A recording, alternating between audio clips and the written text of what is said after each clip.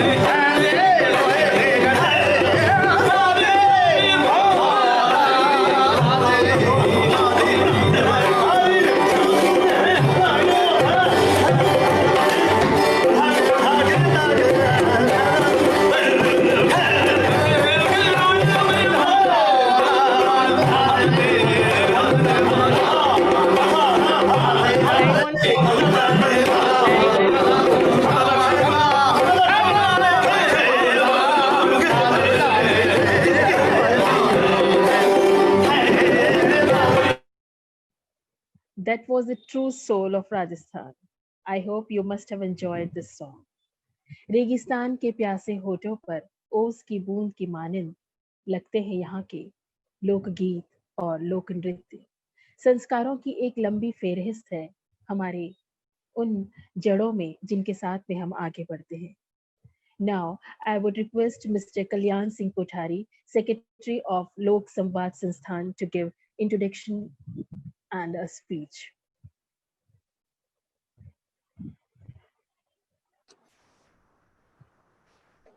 I would like to request Mr. Kalyan Singh Kothari, Secretary of Lok Samvad Sansthan, to give introductory speech.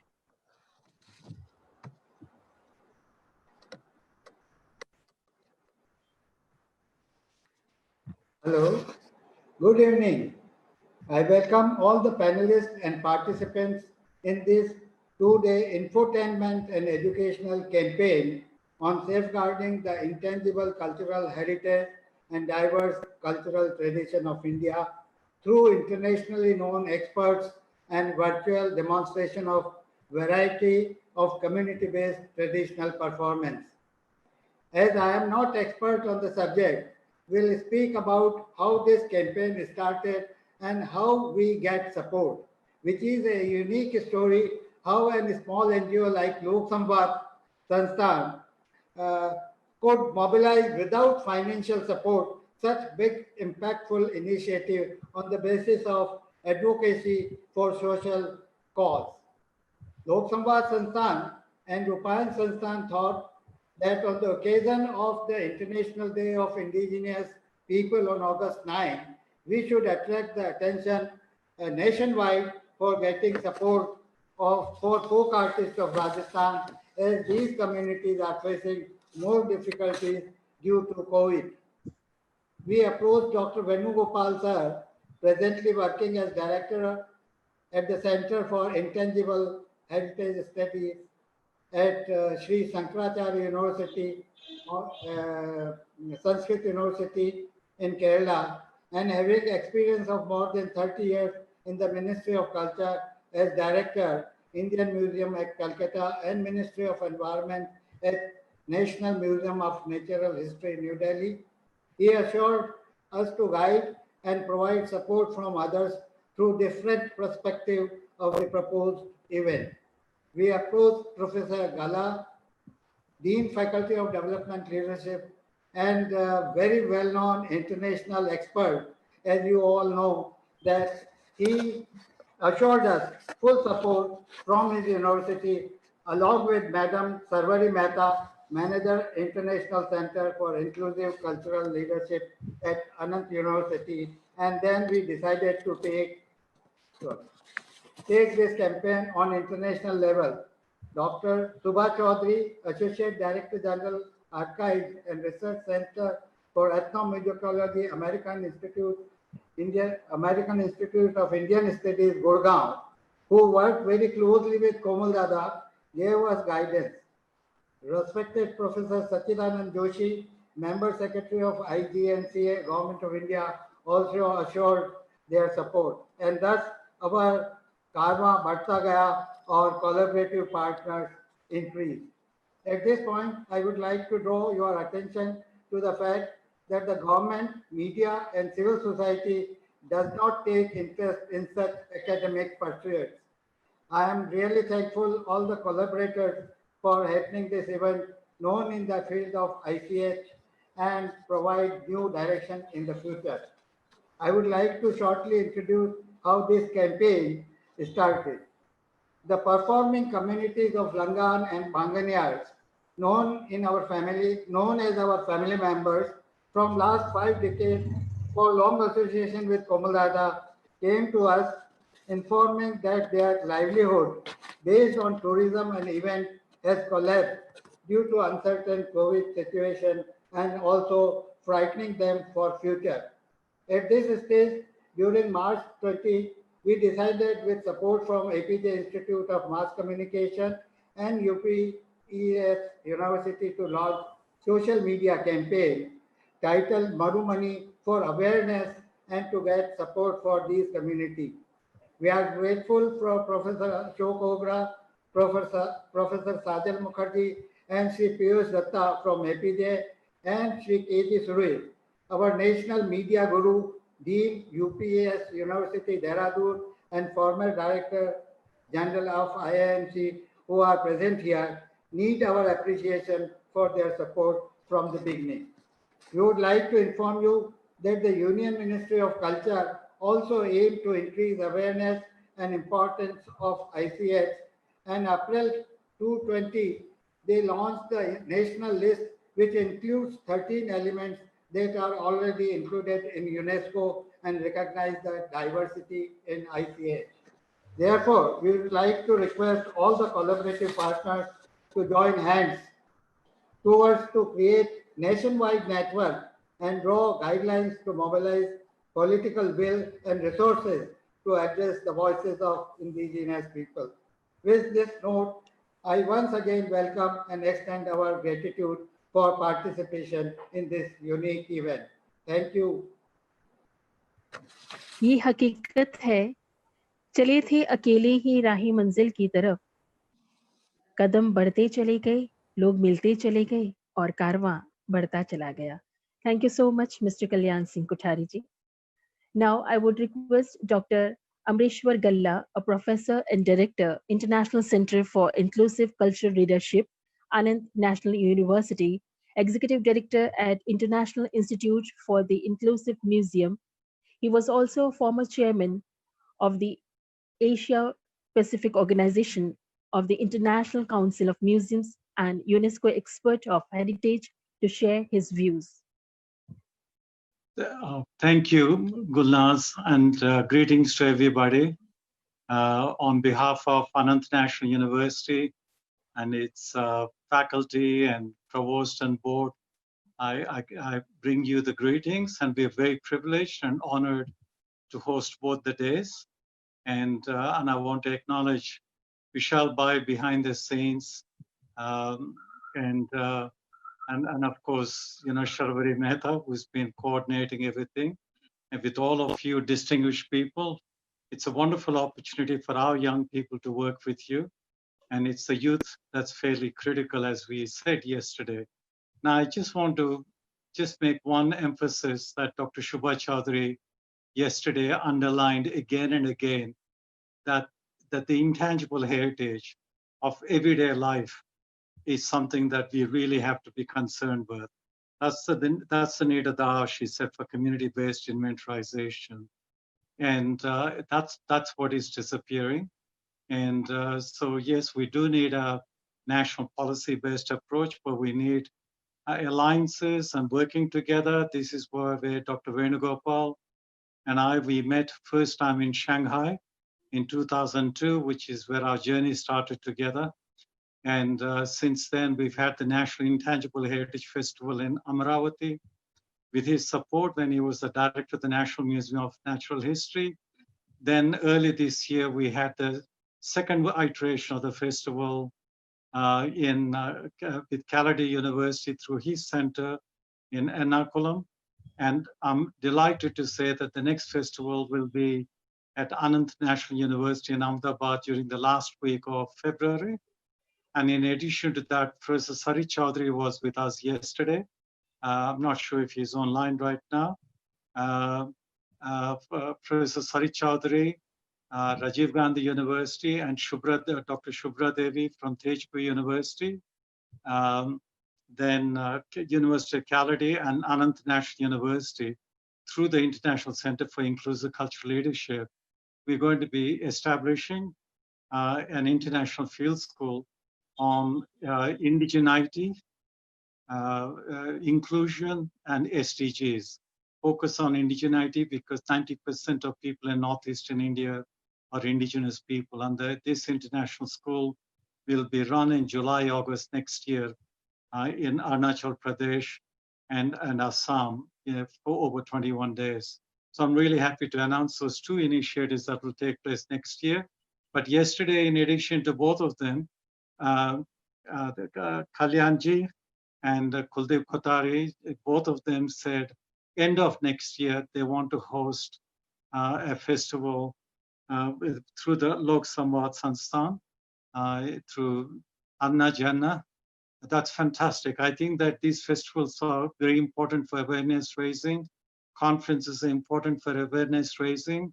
And as Dr. Shubha Chaudhary yesterday very eloquently said, let's focus not on that which is exotic, but everyday life, because that is what is disappearing. With those words, I wish you all the best. And once again, Anant National University is privileged and honored to be hosting these 2 days with all the distinguished partners. Thank you, and over to you, Gulnaz ji. Thank you so much, Dr. Amrishwar Galla. Moving on, I would request Dr. B. Venugopal, who is the Honorary Director, Center for Intangible Heritage Studies, Sree Sankaracharya University, Kerala. He was also former Director of National Museum of Natural History, New Delhi. I request Dr. B. Venugopal to give the keynote address. I would also request him to chair the session and moderate the panel discussion after keynote. Dr. B. Venugopal.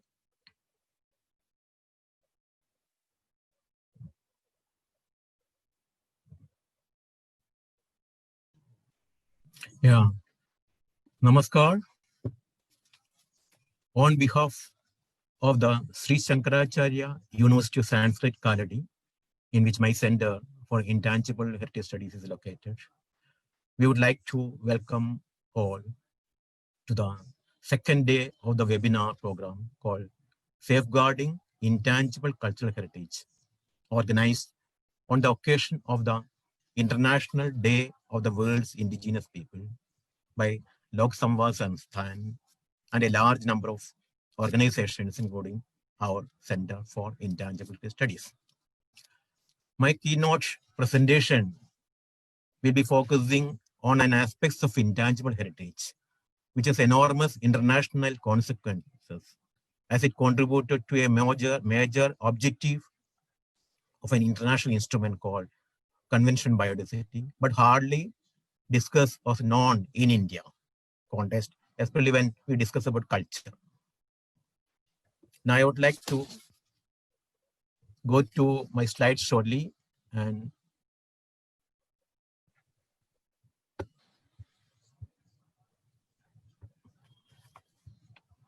I do hope that my presentation is visible to all. Yes, yes, Okay. it is visible. Okay. Now, my presentation today is based on two assumptions. One is yesterday there was discussions and concern about the importance of community-oriented inventarization, which is important. Then indigenous people, being the primary stakeholders of intangible heritage, need to be involved while documenting the intangible heritage. There is a low priority given to the nature aspects of intangible heritage, especially on the domain for India, especially from the Northeast, is rich in both biological diversity and cultural diversity. Now, these are some of the points from which I am continuing. Along with the second aspects, the earlier international discussions, especially through the medium of International Council of Museums for a decade. The 1972 UN Convention on Heritage, that is a tangible heritage, gave thrust on both culture and nature aspects. Whereas the 2003 convention did not have much importance to the natural aspects. We can say that the 2003 Convention on the Safeguarding of the Intangible Heritage is biased towards cultural heritage than on natural heritage. It is not a right procedure, evidently. It is appropriate to call the intangible aspects of heritage as just intangible heritage, not intangible cultural heritage, because it is excluding the right of the natural aspects of intangible, that is intangible natural heritage, which is now restricted to as a domain number 4, whereas all the other 1, 2, and 3 are cultural heritage oriented things. So our approach for the last 2 decades in the international Council of Museum is to give due importance to nature and culture aspects. So always we call intangible heritage rather than intangible cultural heritage. Now, let me start from, so my concentration and focus will be on the natural heritage aspect, which is neglected, and which has contributed. Now, starting with Jodhpur, where our main program is based, just near Jodhpur, there is a village called Khajrali, where it is famous for the Bishnoi community.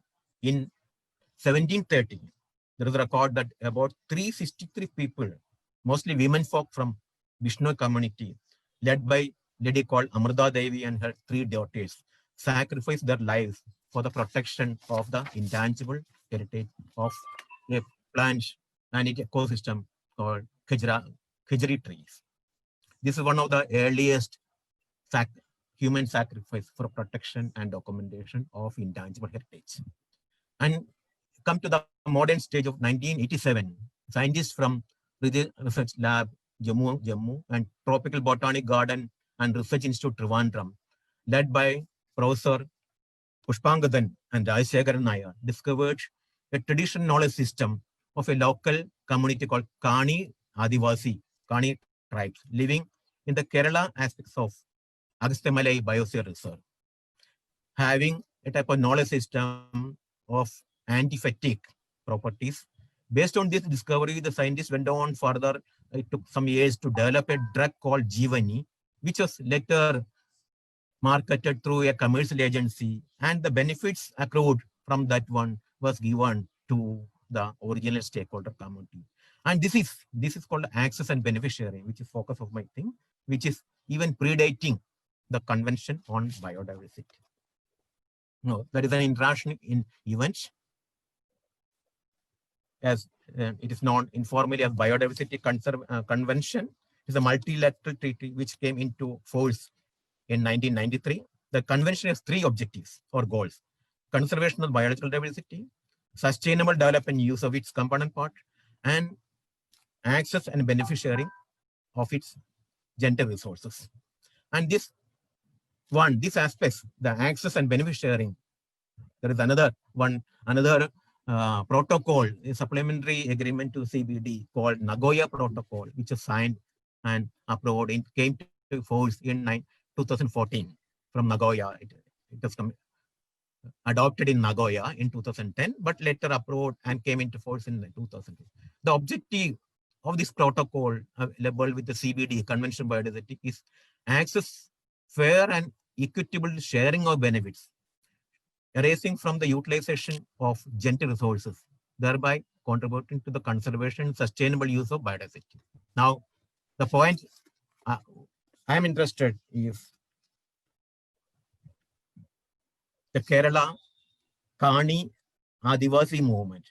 One of the best practices, practical examples quoted internationally on ABS, that is access and benefit sharing, is the Kani Adivasi and their traditional knowledge system relating to a use of a plant called Arogapracha in Trichophis ceylanicus, that is scientific name, which has got anti-fatigue characteristics. This traditional knowledge system or the indigenous knowledge system of the local community was recognized and rewarded, that is benefit sharing, through access and benefit sharing. The knowledge was accessed by the scientist or commercial firm, and the benefit which is accrued on behalf of the marketing of the product called Jeevani was shared with the primary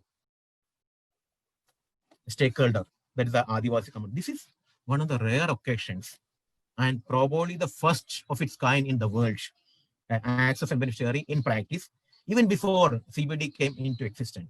And this was recognized by UNDP, which gave its the first Equator UNDP Equator Award in 2002. And one of the members, Malan Kani, went on to receive it in the 2002 World Summit in Johannesburg.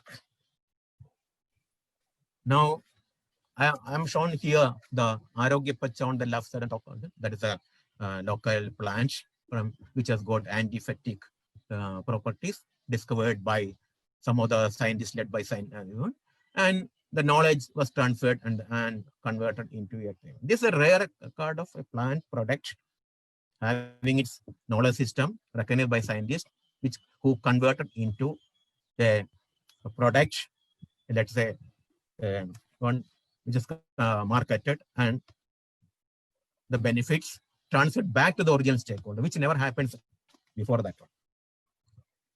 Now, this rare occasion of a discovery which happened in India, I told you, from which the Convention Biodiversity Science and Benefit Sharing has taken example or given forward, was recognized and shown in the 2002.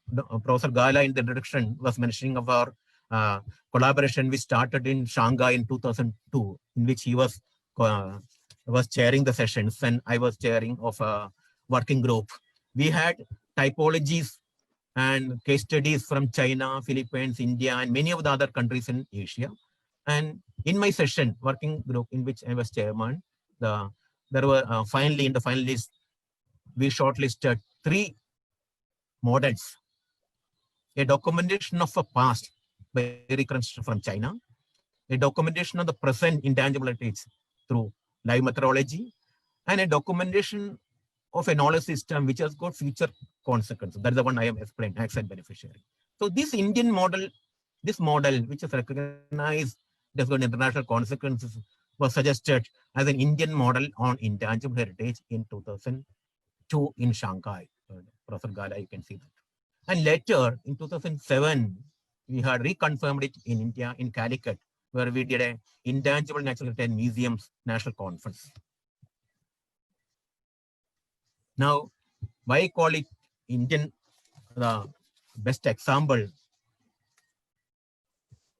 is based on 4 or 5 points. The nature-culture relationship in intangible heritage is well explained in the case study.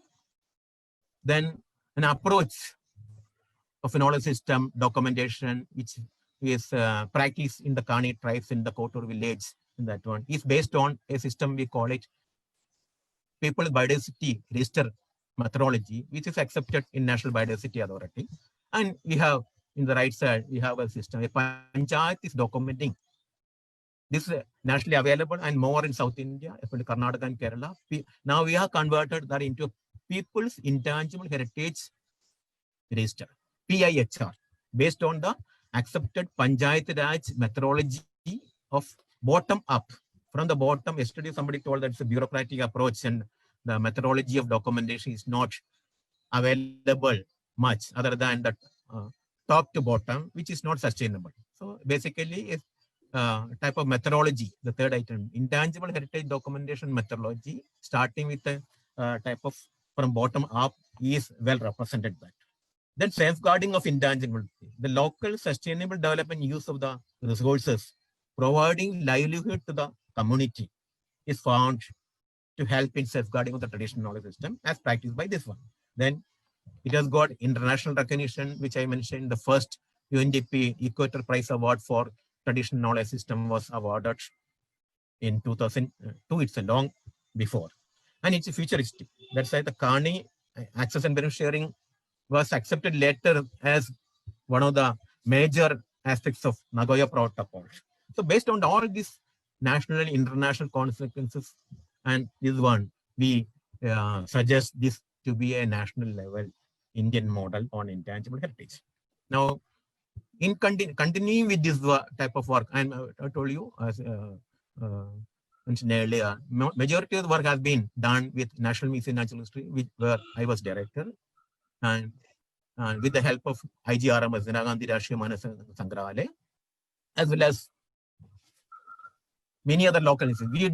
We did 2007, we had 2013, we had a national workshop on intangible heritage, organized by the National Museum of Natural History in collaboration with the local NGO, as well as the Kerala Kani Samudaya Welfare Trust, the local trust which received the international award and the money accrued as a benefit of that.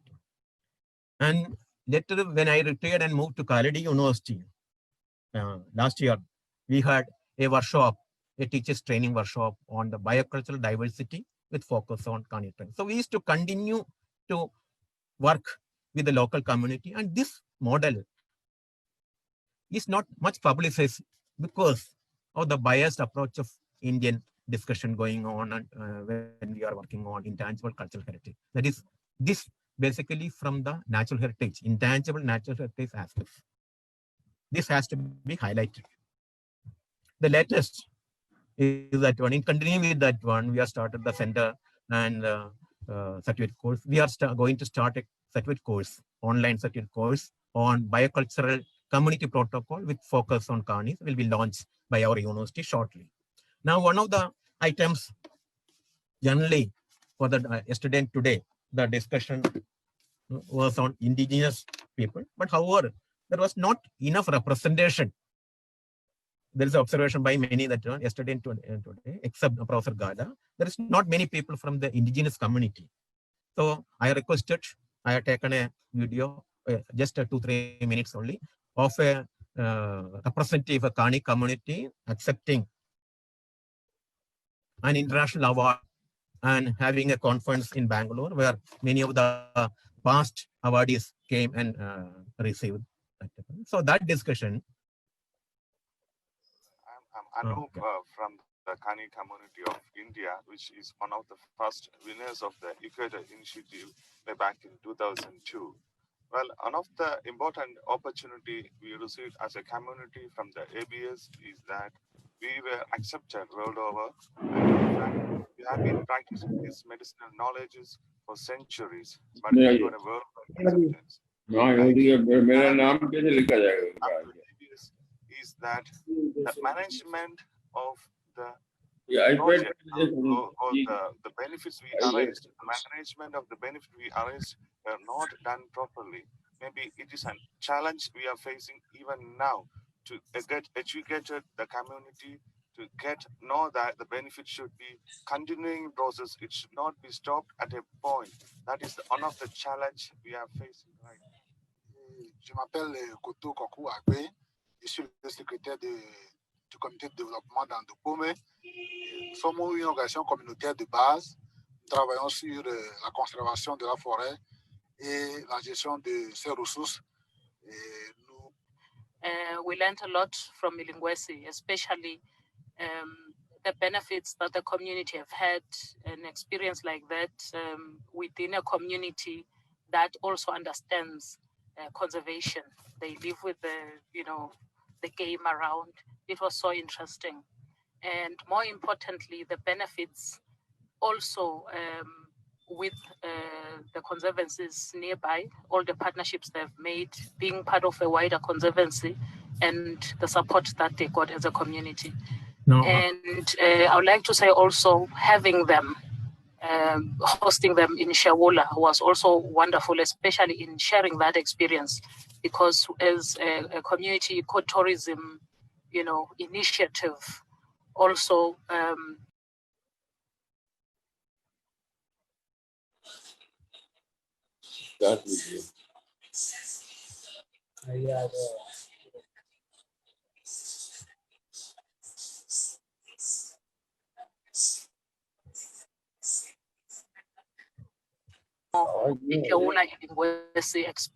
exchange. No, now I request Gulnaz to stop the presentation. So there is a lot of enthusiasm now that people want to.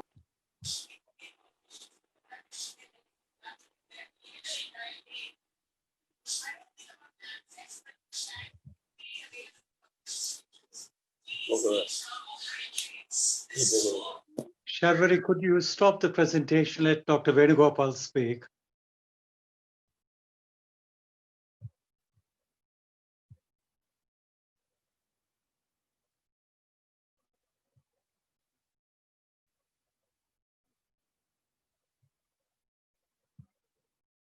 Unmute your mic, Dr. Venugopal, unmute your mic. Listing of resources.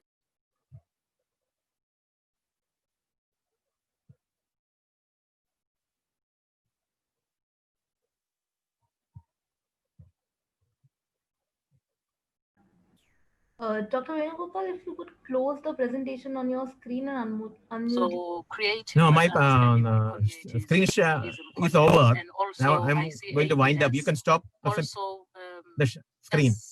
You know, Gulnazji, please take over. Yeah. ये हकीकत है कि हर जीव जरूरी है इस दुनिया में, हर शय प्रकृति की बहुत जरूरी है, और उसी तरीके से जरूरी है हर इंसान का इंसान होना. And as we know, India is a country well known for its diversities that are not only geographic but cultural as well. So before panel discussion, we would like to play a short documentary film on Mudiyettu, a ritual theatre and dance drama from Kerala. It is based on a mythological tale of a battle between the goddess Kali and the demon Darika. It is a community ritual and in which entire village participate. Now presenting Mudiyattu.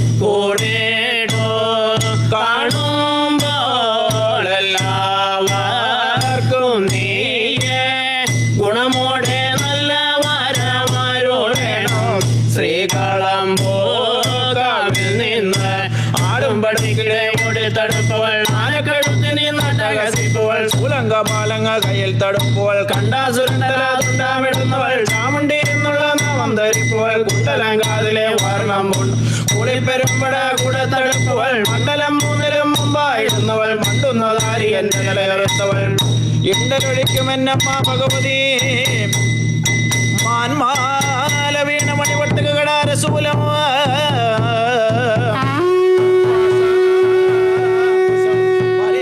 കടന്തൊടി Veena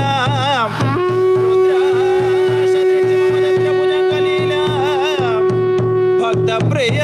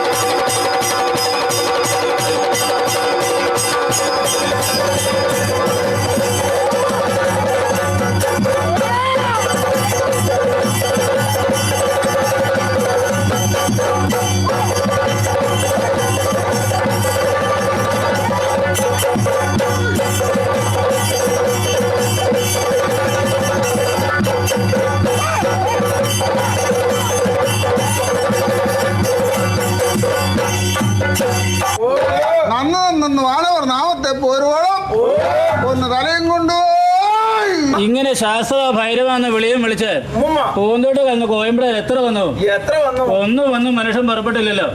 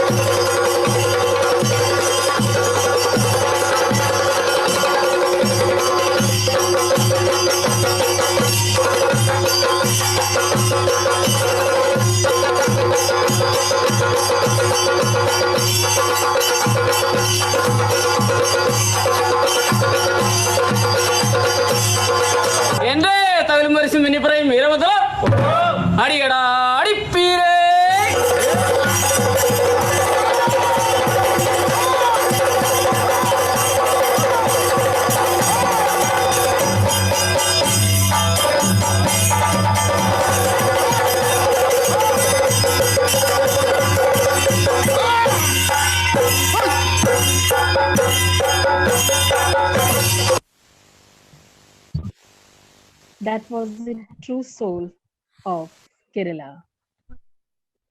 That was the true soul of Kerala. कहते हैं यूनान मिस्र रोमा सब मिट गए जहां से, क्या बात है कि हस्ती मिटती नहीं हमारी. India is always better known for its unity in diversity. Yes, अनेकता में एकता है हिंद की विशेषता. A mantra that is as old as the Indian civilization itself. The amazing performance Mudiyattu abhi aapne dekha, and I hope this performance could definitely left anyone speechless. This is the one of the best example of intangible heritage where Mudhia too serves as an important cultural site for transmission of traditional values. Ladies and gentlemen, now I would like to give a brief introduction of our panelists. Sree K.G. Suresh, Dean, School of Modern Media, UPES, Dehradun, and ex-Director General IIMC, New Delhi, Government of India. Dr. Madan Meena, practicing painter and cultural anthropologist, director, the Adivasi Academy of Tejgarh. Kuldeep Kothari, Secretary, Rupayan Sansthan, Rajasthan Institute of Folklore, Jodhpur. Professor Sejal Mukherjee, Director, APJ Institute of Mass Communication, Dwarka, New Delhi.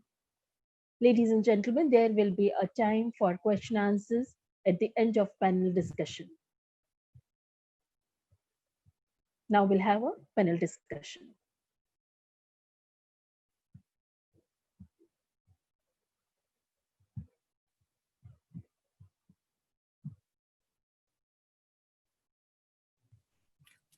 Okay, hello. Hello, I'm Venugopalv. As introduced by Gulnaz, now we'll start our final discussion with 4 people, starting with Dr. Madan Meena, after which Kuldeep Kothari, then Professor Sajal Mukherjee, followed by Professor K.G. Suresh. Now, let me invite Dr. Madan Meena for his presentation, sir. Hello, can you hear me? Yes, sir, we can hear you. Thank you, Dr. B. Venugopal. It was a fantastic presentation by you yourself on these medicinal plants and basically the natural heritage that we have. And I think we have abundant of the natural heritage, which is scattered everywhere. We too at Adivasi Academy has worked on a big project with the Ayush Ministry, where we documented the knowledge of the Badwa Bua. Badwa Bua is a traditional medicine man who still practice in that region and are very popular. People still follow them.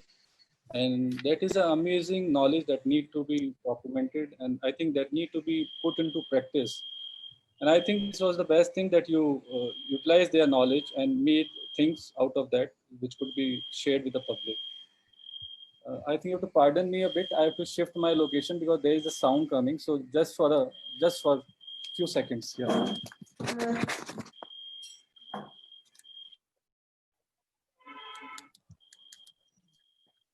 Yeah.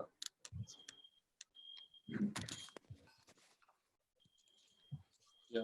Sorry for a break. There is some testing going on for the alarm clock in these flats, so that is disturbing continuously. So, and this fantastic video that I just saw from South, we too in Rajasthan has all such kind of performances, basically around the Holi festival. And this is a feature, I think, which is across the tribal belt, particularly in the west of India and across the central India, that we see many such performances where people also possess spirits, and there are different performances where the piousness of the priest is also tested by various kind of tests and exercises. So that was quite interesting to me also. So to begin with, my regards and greetings to Professor Amreshwar Gala for involving in this conference, this webinar. Kalyan Kothari ji, who first contacted me, and he thought that I would be appropriate. Thanks to him, if he feels that I am eligible for this. Then my thanks to Kuldeep Kothari, who is involved as a partner organization, Rupayan Sansthan, with which I myself has worked for a long period. My regards to Dr. Shubhra Chaudhary, because she is also present here and she has been of a big help to me in my work, particularly digitization and archiving of the material of which I have been working. I acknowledge my gratitude to late Komal Kothari, who inspired me to work on oral traditions. I myself is a practicing visual artist, but it was a meeting with him that just inspired me to work on oral tradition and to begin with in my own community. So later I extended my work to other regions and cultural traditions, which includes the craft communities, the Adivasi communities, and the DNT, the denotified tribes, and the nomadic tribes. While working with the ICH traditions, I have encountered more questions actually, rather than solutions to the subject of safeguarding as this as we have topic this webinar regarding. So there has been more questions regarding this with me rather than finding any solution to the challenges that have come up. Cultural organizations and community-based initiatives have limitations of their own. I'm witnessing a great loss of traditions every day. If culture means change, then the question is always that what kind of change is acceptable and what kind of change is not. Whether the change is in the right direction or not, the question itself now. Therefore, I would like to bring this issue of safeguarding through 4 of subjects which are there in my presentation. So I would like to share my screen and go through this presentation.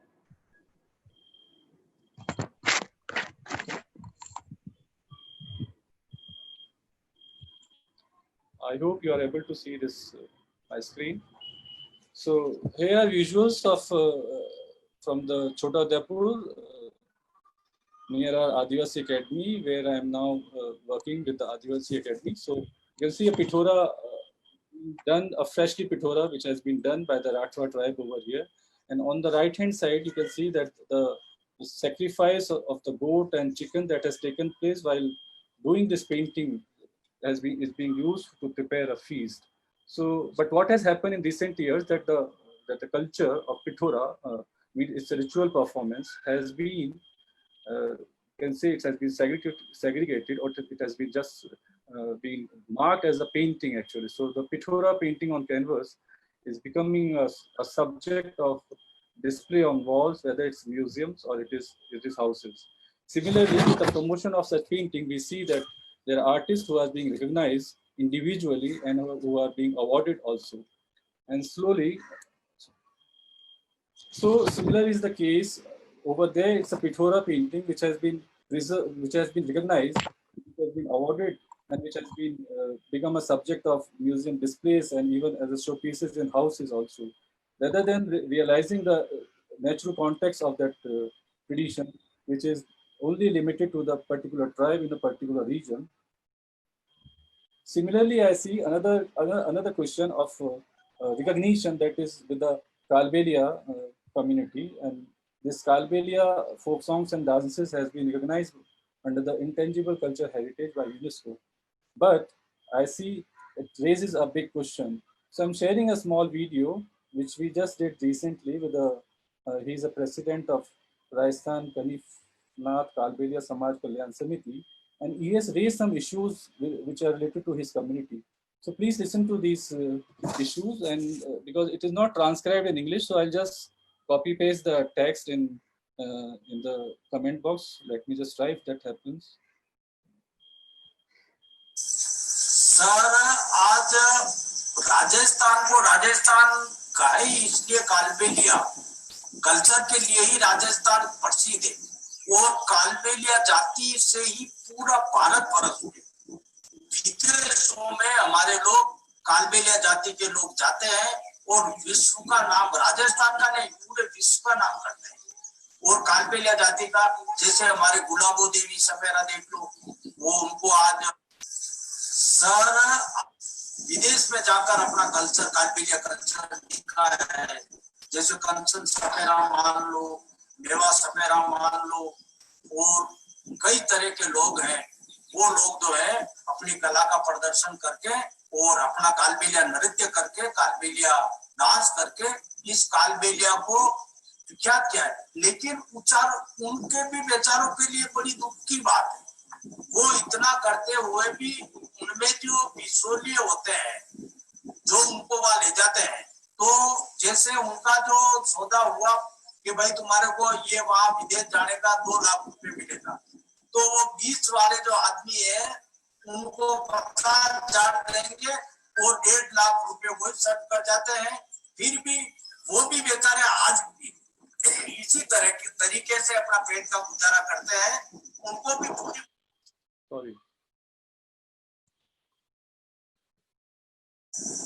जो उनको वहां ले जाते हैं, तो जैसे उनका जो सौदा हुआ कि भाई तुम्हारे को ये वहां विदेश जाने का 2 लाख रुपए मिलेगा, तो वो बीच वाले जो आदमी है उनको 50,000 देंगे और 1.5 लाख रुपए वही सेट कर जाते हैं।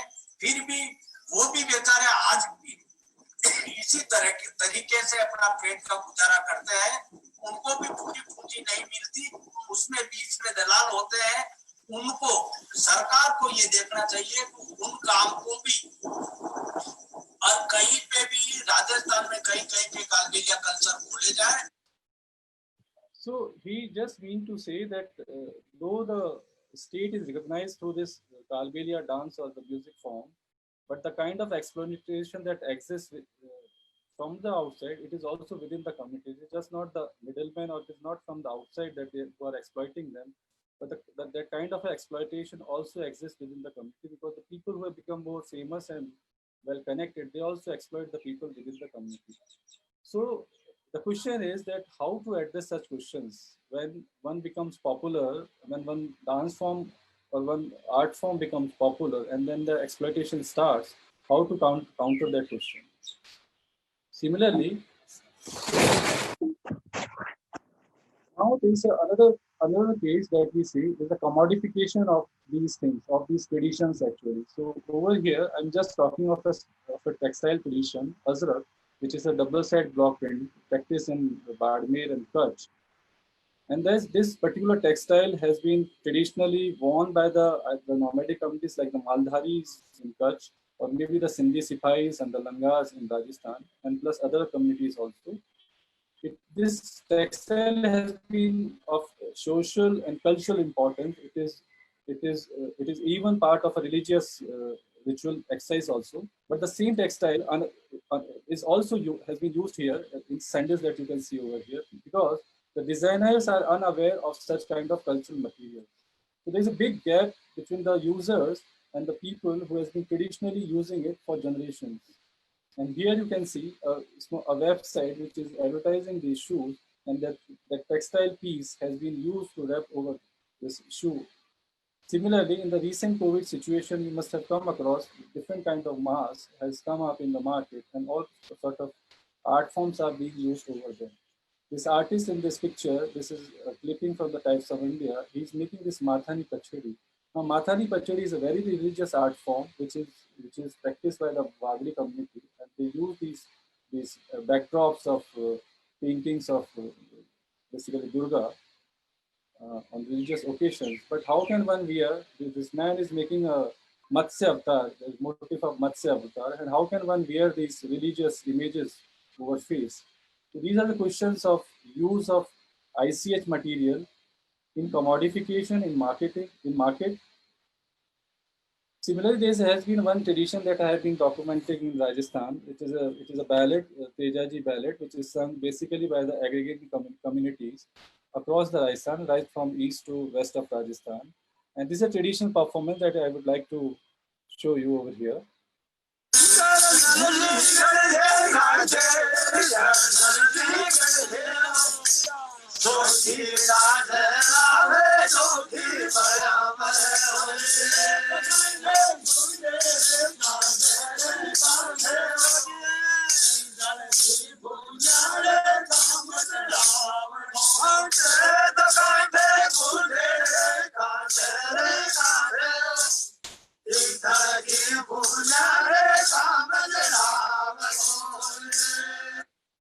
So this is a recording that I did in September 2018 while recording this ballad, which is now only limited to the elderly people, almost people who are above 60, 70 years. They only know, and they still sing in the night jagrans in the local devra, the local shrines of Tejaji.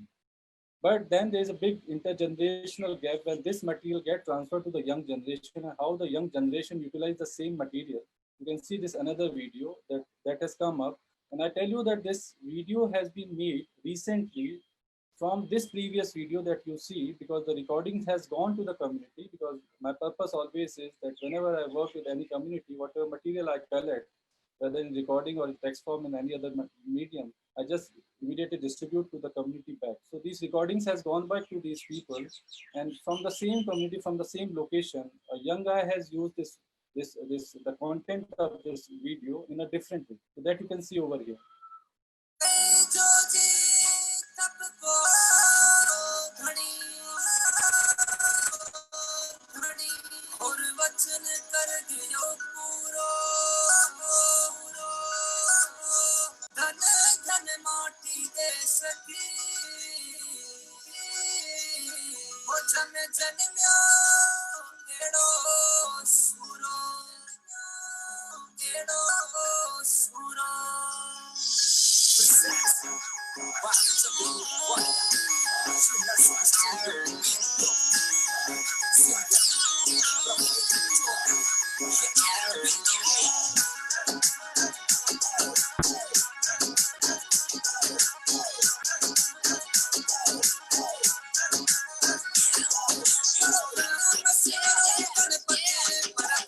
So this is a kind of a change that you see now. Whether this is acceptable or not, this is a big question for every one of us who works in this on this subject.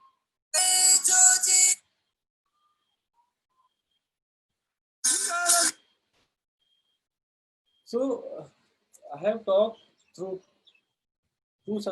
three subjects. Like one has been the Pithora painting, which was ritualistically done by the Ratwa tribe, and now it has been commodified and being painted on canvas. Like that, there are many other folk and tribal art traditions across India. You can see many of them.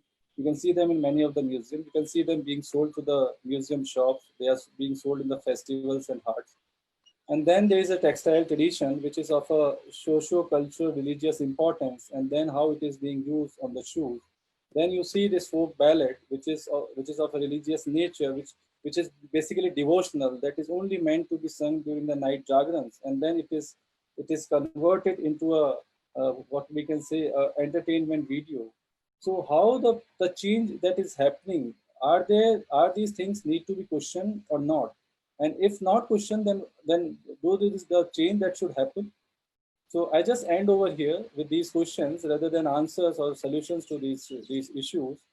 Thank you, Dr. Venugopal. Thank you, Madan Meena, for raising an important aspect of ICH. That is the marketing, the commodification of ICH, which is normally prevalent, as he was mentioning. Once it gets international recognition as either representative list of ICH of UNESCO, many times it happened with some of the similar forms in Kerala as well, the Mudiyettu, the Kodiyatam, all these ones. There has to be some type of balance between the endemic status before it's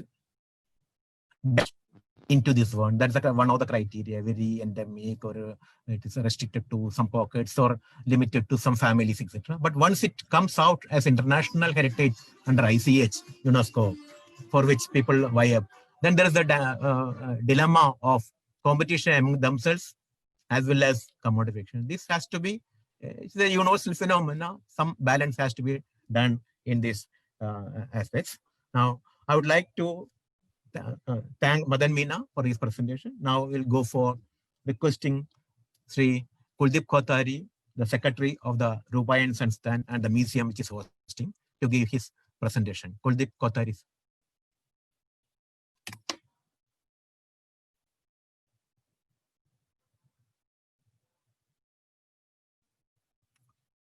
Sree Kothari?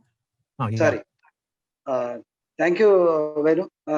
You've been mentoring me for last a decade or so, and also Shubhadi, who's like for last almost 3 decades I know her, and so what we are today, or especially myself, is just because of this mentoring and working under my father has given me this work to carry forward.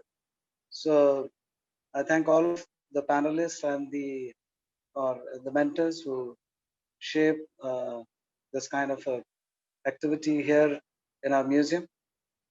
So namaskar. Firstly, I welcome you all to the webinar. I'm really happy to see such an overwhelming response to the event.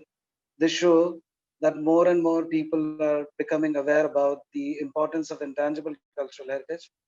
I will talk about the intangible cultural heritage of Rajasthan, on which I'm working since last 20 years and have also directly or indirectly observed the work of my father, Padma Bhushan Komal Kothari, on the same since several decades. popularly known as Komalda, had showed the seeds of safeguarding intangible cultural heritage with the establishment of Rapayan Sansthan, with his friend and co-founder of Rapayan Sansthan, Vijayan Detha. He had started collecting oral stories, songs, epics related to Rajasthan.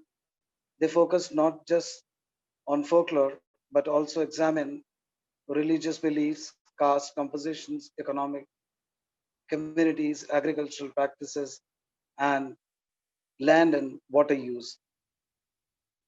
Here at Rupayan, we have one of the largest collection of folklore material. As a research institute, Rupayan has documented thousands of songs, couplet, folklores across folk performing communities of Rajasthan. As part of his exploration, Komalda has divided Rajasthan into 3 zones according to the different conditions of a given area of bajra, pearl millet, jawar, sorghum, and makkah corn. In Rajasthan, human practices develop in tandem with the annual agricultural cycle of these 3 major crops. In the Arna Jharna Museum at Jodhpur, which is also the result of his vision, the exhibition highlights the impact of subsistence living has all aspects of creative human endeavor. Since decades, the topic of intangible remains negated among the national and international organizations, and now it is gaining increasing importance, especially as the realization about the climate change is growing. The biggest challenge is in front of agencies and the people who are working in the field of intangible area is how to protect our tradition in the wake of globalization. The process of globalization and homogeneity across the world is creating danger of extinction of several cultural and languages. We need to figure out the way through which we can protect the intangible traditions in the globalized world. The focus should be how can we develop a collaborative approach between local and international level. For example, in the recent COVID crisis, these artists were completely out of work and struggling even to make ends meet. Hence, we asked the Narega authorities of Rajasthan if they could employ them. We told them that these artists could perform for the Narega laborers in the evening. In this way, they can get employment according to their talents. Our aim was how to sustain these people who are living hand to mouth in this time of crisis. Traditionally in India, we had self-sufficient village economy where every basic need could be fulfilled at a local level. I'm not suggesting that we should go back to that time.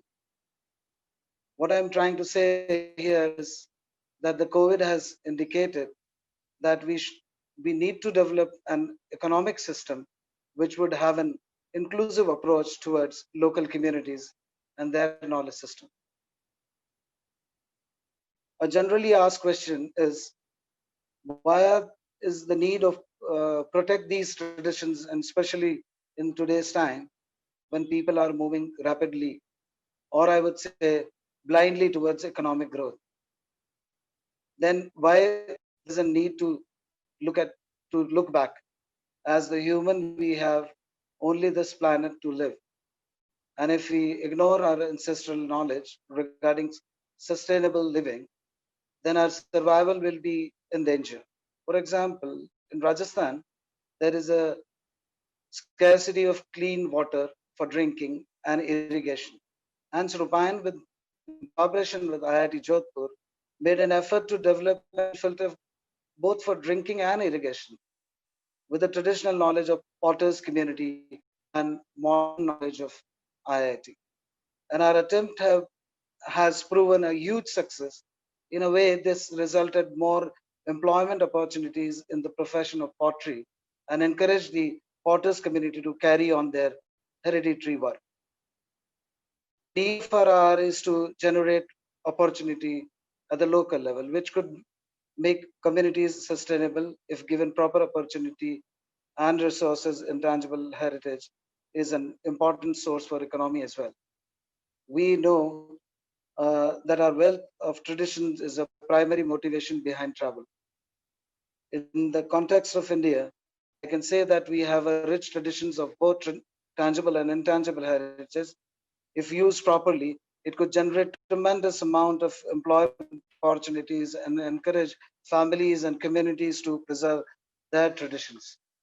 The intangible heritage is gaining increasing recognition and importance at the national and international level due to the forces of globalization. The cultural diversity of or cultural expressions are considered to be threatened with extinction. UNESCO has also mentioned in its 2003 convention that ultimately it depends upon the national government, cultural organization, and the practicing community to transmit these vulnerable cultural expressions to the next generation.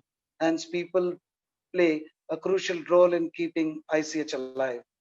Now, the question arises, how can we preserve these traditions in this rapidly changing world? I cannot give any substantial answer to that. One way, of course, is documentation of traditional cultures and culture and knowledge. As we know that since several decades, scholars all over the world are tirelessly working in this direction, but the major limitation on the part of academics and these documentations are not able to completely capture the essence of emotions of the culture. It is more likely to collections of information. Komda used to say that I have not just documented, but also lived that culture and tradition. Also, with few exceptions, we could see indifferent nature in academics towards these communities. As the scholars comes and research on these communities, but never pays them back in the way that could help the community to sustain sustainable living. There is a need for much more inclusive approach from the side of academia.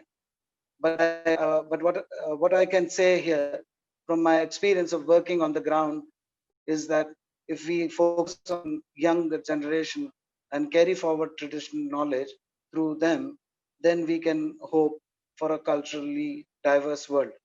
The people has worked and continuously are working in the field of documenting intangible culture heritage since several years, has done tremendous work. But this documentation is not enough. As we know that we all are intangible. Intangible cultural heritage does not being to be specific community, caste or a group. It is a part of our daily lives. It is a part of our identity. As I said, we all are intangible. Hence, one of the best way to preserve intangible culture has to respect and transfer your own family traditions and knowledge to the next generation.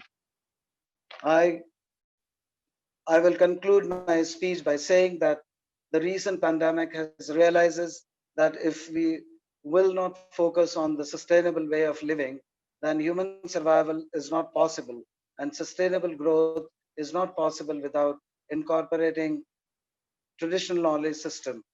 Intangible heritage is a bridge between past, present, and future. In our mother tongue, Marwari, there is a couplet regarding hope. Asha Aki Amardhan, Nirdhan Kem Jivant, Gauri Pinda Bech Rahi, Mrga Malcharan.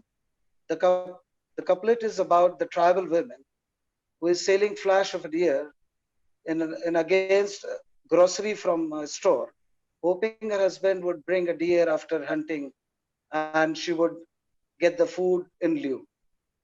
At the same time, the grocer is also giving grocery in hope of receiving deer's flesh. By the way, when this transaction was happening, her husband is still in hope of getting the deer. Hence, the moral of the story is that the biggest wealth of the humanity is hope. Otherwise, how the poor man would survive? For those people nature is their mother, and whom they are depend for all their needs for food, clothing, medicine, wood, for homes and clean water. Thank you.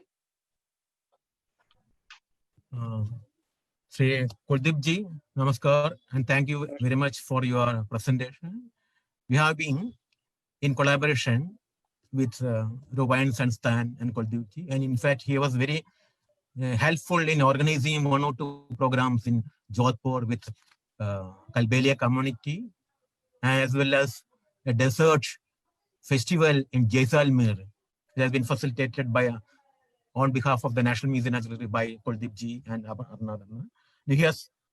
He has raised some of the points, practically the concern of traditional knowledge, rural development, as well as contextual, the importance of water and using its sustainable development.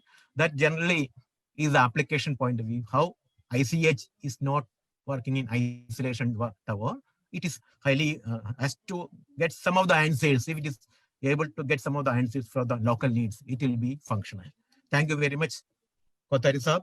Now, I would like to request Professor Sajjal Mukherjee Saab for his presentation, sir. Professor Dr. Sajjal Mukherjee from the APJ Institute of Mass Communication, New Delhi. Yeah. Good evening. Good evening to distinguished panelists, academicians who are there in the audience. I could see them. They are writing on the chat box. The students who are there as an attendees. First of all, I like to thank Kuldeep Kothari ji and Kalyan Kothari ji for giving us this opportunity to be associated with Lok Samvad Sansthan. And our students, along with under the mentorship of Professor Piyush Datta, were able to work with you in terms of popularizing or participating in expanding or taking it broader. And happy to note that our 4 stream of students, that is advertising, marketing, communication, digital marketing, PR and events, and television and radio journalism production students from all these 4 streams participated and formed a group to work with you. And under your guidance, support, they did a tremendous work, and I'm really happy. In fact, APJ Institute of Mass Communication, our thought is not to make only a professional who is only good for the industry, but to make student more sensitive towards the efforts made by the NGOs, social issues, social responsibility they should be aware of. That is the teaching that we want to impart. And I'm thankful that Lok Samvad gave us this opportunity to our students to demonstrate their conviction and their passion to work with you. Thank you for that. Before me, there were 3 speakers, 3 panelists, all from the ground level. They are all working on intangible heritage for decades. And as far as I am concerned, firstly, I am a Probashi Bengali. Probashi Bengali means who is away from his land for many generations. Second part is that I am an advertising and communication personnel and education. Now, my thoughts on this international heritage is firstly as a Pravasi, and they have gone across the globe, but they like to be connected with their roots. So they are very, the culture, heritage of their particular area is very close to them. So we always try and look for an opportunity where we can work and where we can demonstrate our activities. And if you know, the Bengalis are very, very advanced in this particular stage. When it comes to an opportunity for showcasing their talent, they don't go behind. I mean, they look for an occasion where they can do it, whether it is Holi, whether it is Durga Puja, whether it is Kali Puja. You have a lot of cultural functions happening along with the puja. So that's the psyche of the Bengalis. And this is not only restricted only in West Bengal, but all across among the all Pravasi Bengalis and everyone.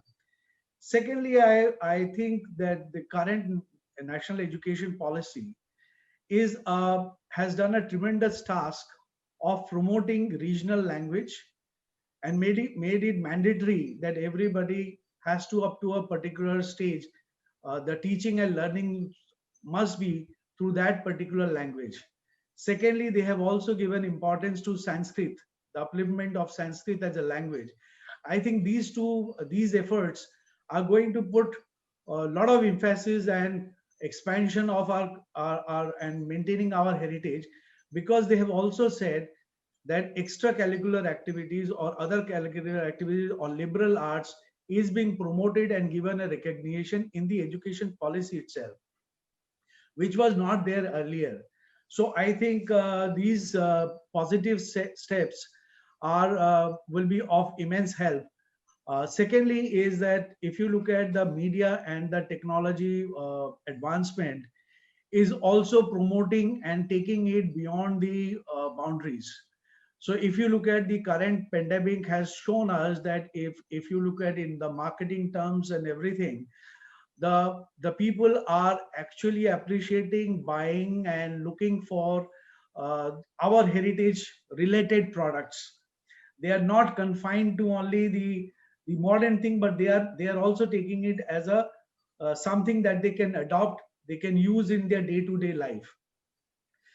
Second is that if you look at in Bengal, where we have a rich culture of, if I talk about only Bengal as a this thing, in the national listing of intangible heritage list, you have certain forms which are being listed, like Mansa Gan. Mansa Gan is Mansa Devi, we know in Haridwar, in Rishikesh, there is Mansa Devi temple. That Mansa Devi is known as Mansa in Bengal, and that singing and that particular form of art is basically a language vehicle, and it talks about basically a kavya which is based on gods and goddesses. And if Mansa Devi is the daughter of Rishi Kashyapa Rishi, sister of Basuki Nag, right? And it's very popular in Sundarban areas, that particular part of, or Uttar Parganas. This is quite a popular form of art which is being listed as a intangible, and people are protecting it. Then there are Deval Chitra, which is a wall painting, or Alpona that is given on the floor. That is also in the listing. Then you have Love Kush, you heard of. So in Bengal, it is called Kushan Gan, which is basically talking about the Ramayana and all this. Then Durga Puja, the great festival of Durga Puja, which is now coming into the UNESCO list, because the kind of things that are being used to create their pandals or to showcase, and they use all kind of forms, whether it is Patachitra or any other or the natural way of doing it. And it is not only in Bengal, but all across people celebrate and perform it. So it is also getting a UNESCO stature. Then you have the Chau dance, which is also a story based on Ramayana and Mahabharata, and sometimes they show mock warfare or between two people. So this is again then you have during the Bhakti movement, you have Gaudiya Nitya, that is with the Chaitanya Mahaprabhu, which popularized is also got into this. Then the Bonobir Pala, that is the Banadevi in Sundarban areas, when people come back after their procuring of the stuff, when they comes back, there is a celebration happens in terms of that particular Devi, and they all come and eat, make their dishes and enjoy that thing. Now these are the listing that is being done, and then you have the Baul, then you have Kavigan.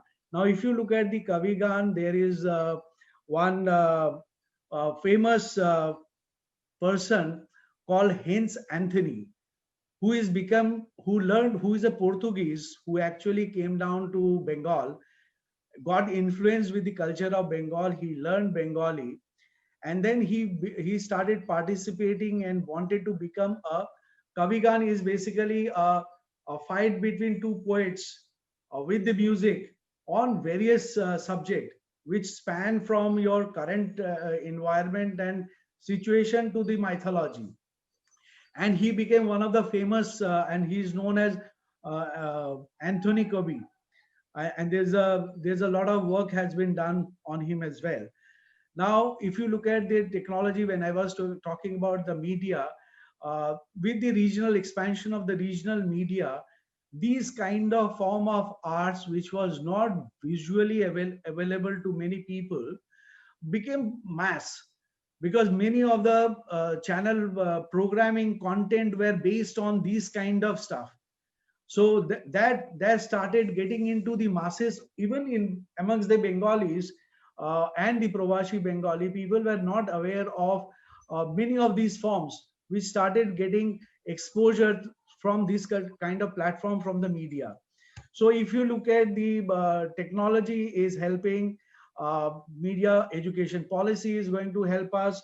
And then if I look at further in terms of the advertising and communication, as a communication and advertising professional, we study all the culture nuances, consumer behavior, that how people act, and you will find a lot of commercial based on these.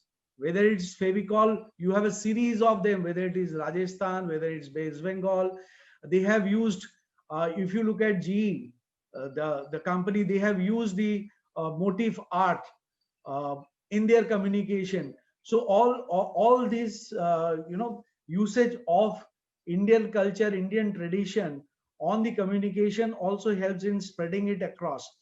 But there is a need to look at the small groups where it is becoming economically not viable for their survival, to support them, like Patachitra is one of that, the form of storytelling through a painting where only 250 families are there in Bengal who actually does this work.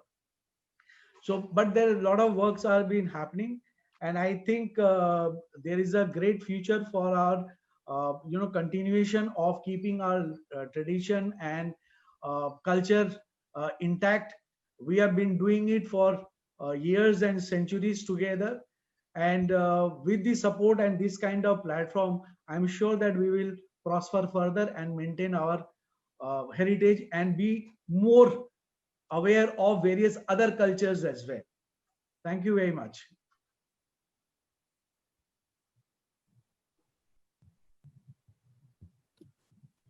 Thank you.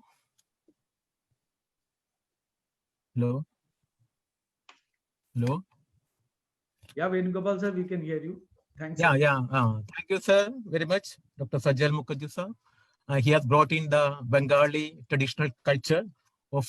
We had 2 years working in the Indian Museum during its bicentenary as a director, and I had occasion to have experience of this one. And he has raised some of the back to roots system, which is normally available with people. When we become old, we want to go to rural area, our own roots, etc. And the one he mentioned about the Durga Puja as well as Sundarva and the tiger idol. In fact, we had taken a few photographs and was planning to have some type of national festival on tigers.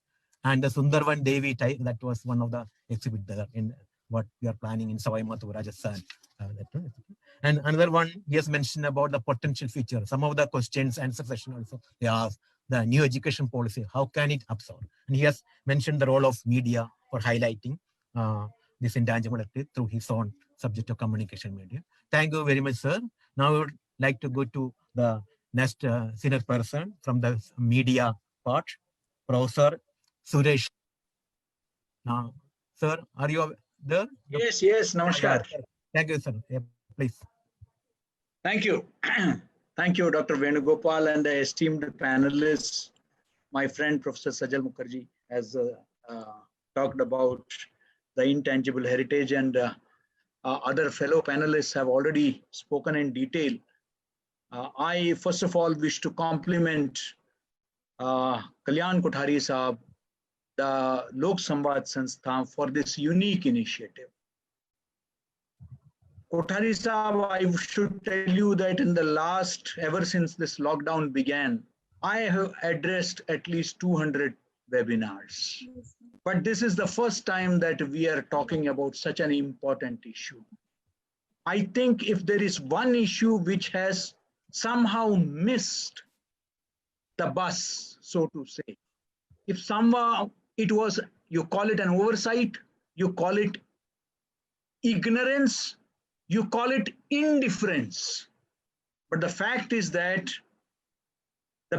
one of the biggest COVID story is the plight of our artisans or artists. This has somewhere, we have been talking about the problems of the migrants. We have been talking about the problems faced by, different communities. But this is one which I, at least as a mass communicator, I don't belong to the discipline of anthropology. But I have not heard much stories about the plight of the artisans. I thought and I felt that, you have taken a very important initiative which needs to be supported by one and all. Because this is the story that needs to be told, and this is a story that has never been told except in the academic circles. I know this because I myself come from a family of artists. My great-grandfather was a Kathakali artist, and he was guru to Uday Shankar, and my grandfather was the professor of fine arts at Ravindra Bharati University, Kolkata. So I have personally seen that how media, because I come from the business of mass communication, if I may use that term now, which has been somehow, unless there is something sensational, and there is nothing sensational generally about cultural heritage. It's not like politics, it's not like sports, it's not like entertainment, it's not like you don't have celebrities there. So since you don't have celebrities there, so you don't give them any coverage, because they, unless there is some festival here or there, an occasional mention here and there, other than that, I have seen a sheer indifference towards the intangible cultural. I don't see discussions. I don't see on television panel discussions. I don't see these being discussed. People don't seem to. Yes, we talk about, say, why we are only talking about, and generally the understanding of culture for is, the classical dance forms, the classical music, the Hindustani, the Carnatic, and maybe an occasional Kathak or Bharatnatyam recital covered by some music or dance critic who would write a review. Even that's coming down now, so that's it. That's the understanding of culture, Now, what about so many aspects such as, what are the things that we wear? I see no discussion on those aspects. What are the kinds of games that we used to play in this country? I mean, yes, we will talk about a Kho-Kho or a Kabaddi. That's it. Or the games that we play, we will talk about when there is a controversy around Jallikattu, the bull race in Tamil Nadu. Then we will talk about, that. But even then, it would be about animal rights and other related issues rather than, the sports as it is. So what about the languages and dialects? I mean, I'm really happy that today we are talking about languages. The National Education Policy talks about languages. But I think that it is equally important here to talk about our dialects also. Now, you may say that, say for example, Karnataka, Maharashtra, Uttar Pradesh, Bihar. Let us take Bihar. Now, if you are talking about the mother tongue formula, are you going to talk about Hindi? Or are you going to talk about Magai? Are you going to talk about Maithili? Are you going to talk about Bhojpuri? Who is going to talk, or Angika? Who is going to talk about these languages? For that's also an integral part of our cultural, intangible cultural heritage. Today, I am told that there are languages with a handful of speakers left in places like Andaman and Nicobar. You have languages which have maximum a village today speaking, and that may also become extinct. Because the bigger languages, like the big fish eating the small fish, that's happening. Last year, and I'm sure I see at least him here, Dr. Sachidanand Joshi, a couple of years back, we had a workshop at the Indira Gandhi National Center for Arts, wherein we talked about preparing a dictionary, a common dictionary for the Gondi language, which is spoken in Chhattisgarh, in parts of Andhra Pradesh, in other parts. There is no common dictionary they don't have. So to preserve and protect those languages also are important. So when we are talking about intangible cultural heritage, let us not just confine it to few art forms. Yes, they are precious, they need to be. But perhaps there are a lot of other things which also needs equal attention. And institutions like Lok Samvad Sanstha and government institutions like, Indira Gandhi National Center for Arts, they are playing a very critical role, and this needs to be further strengthened. Because for us, Indigenous, when we talk about World Indigenous Day, ours is not a colonial society wherein, like, unlike Australia or New Zealand or the United States, we are a foreign population, an alien population which started imposing ourselves on a local population and started dominating them and exploiting them. This is a totally different approach we need to have, unlike the global narrative of the indigenous populations. We ourselves are the indigenous population, So I think that we need to know our parents, our grandparents. That's why I gave the example of my own grandfather, that my grandfather, great-grandfather was, an artist, a traditional artist. So this has to be remembered, that we are not talking about others, we are talking about ourselves. Unlike, say, when we talk about, as if, when we talk about intangible cultural heritage, the Adivasis, as if we are separating them from us. I think when we are talking about the cultural heritage, we are talking about our common cultural heritage. We maybe over a period of time, we shifted bases, we got exposure to education, and our brothers and sisters did not get that kind of exposure. They did not, join the so-called mainstream. And in the process, they continue to retain those traditions, and we were perhaps cut off from that. Now, that needs to be understood. I would just like to say a couple of points before, because I know we are waiting to listen to eminent speakers. So what is the solution? I think we need to look at the solutions. And I would like to say it from purely a media point of view, a mass communication point of view, because the academics and anthropologists have already spoken about what all needs to be done. So let me confine myself to my area, where I believe that, we need to sensitize the media. And I'm really glad Kothari Sahab has been organizing, the Lok Samvad Sanstha has been organizing the All India Media Conference for a long time now. I've had the opportunity to be part of it. And I think that is one forum where we need to actually tell it is the biggest platform of media educators from across the country. And today also we have, media educators like Dr. Sachidanand Joshi, who was the Vice Chancellor of the Kushabau Thakre, Journalism University in Raipur prior to his taking up this assignment. Professor Sajal Mukherjee is there. Kothari Sahab has been taking a lot of interest in this.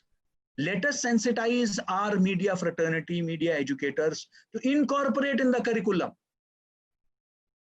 that the need to protect. We are talking to them, our students today, about gender sensitization. We are talking to our students about differently abled. In fact, at institutions like APJ, where I was also associated till few months back, we even had a festival, film festival, We Care, just for the people, differently abled people. When we are talking about the disadvantaged and downtrodden sections of the society, why not sensitization on these cultural issues, on the need to protect and preserve the our cultural heritage, the intangible cultural heritage. We need to talk about that in our curriculum. Only then we can sensitize our media students to do, to this entire world let their eyes be open to the entire world of intangible cultural heritage. Second, I think we need to focus a lot. Let us not expect only Doordarshan and All India Radio to do it. It is very important that, in this country, we have hundreds of community radio stations. During my tenure as Director General at the Indian Institute of Mass Communication, I launched the Community Radio Empowerment and Resource Center. The whole idea of that center, I hope that my successor takes it forward. The whole idea was that the Community Radio Center becomes the repository of the local culture. It becomes the place where everything gets documented. There is a need to document this because they are fast becoming extinct. And community radio centers, being people-driven, they are driven by the people. They are not run by the bureaucrats at Mandi House, the Mandarins at Mandi House. They are run by people in their villages, whether it is a Alfaze Mewat or a Radio Madhuban.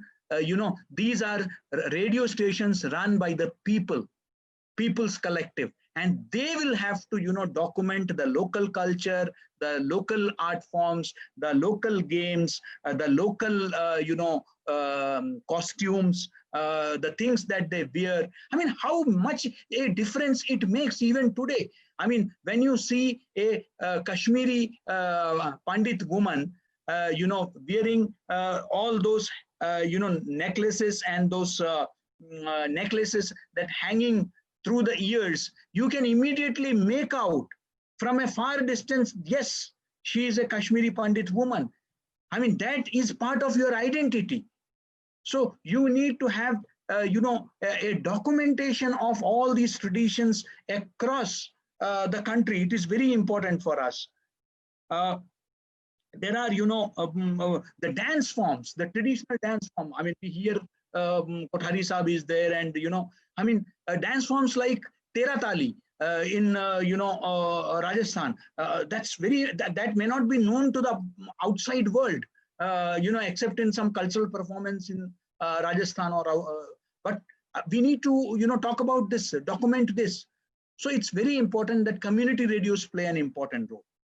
And I just want to give an example that this can be done.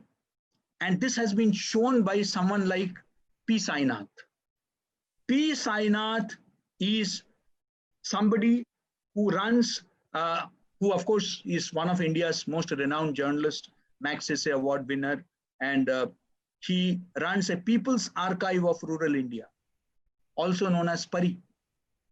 Now, PARI has actually archiving the people of India in the rural areas, in the tribal areas, and they are covering all aspects, the Adivasis, communities and cultures, and all aspects, even the different styles of farming that is being for the future, for the posterity. These are being archived. It has become a people's archive. So I think that if Sainath at an individual level can do it, why not governments and why not people, educators, why not anthropologists? I'm sure, Lok Samvad Sansthan can be the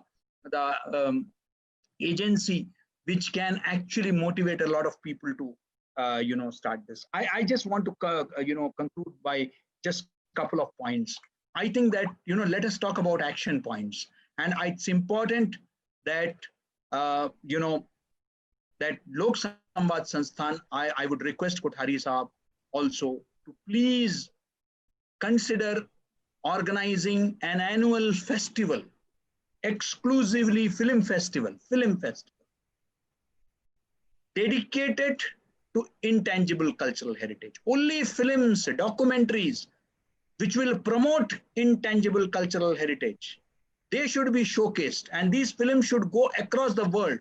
They should be in short film, video, they should be in documentary formats. They should travel around the world. Let us document all of this. Let us encourage youngsters. Institutes like APJ, Institute of Mass Communication, institutes like UPES, we can all join hands. Organizations like Joshiji's IGNCA can support such initiatives. We can have a festival only on intangible culture. If we can have We Care only for disability issues, if we can have festivals only on issues related to gender, why can't we have festival, an exclusive dedicated festival related to this? And last but not the least, I've always believed in doing rather than talking. So maybe I'm giving more action points.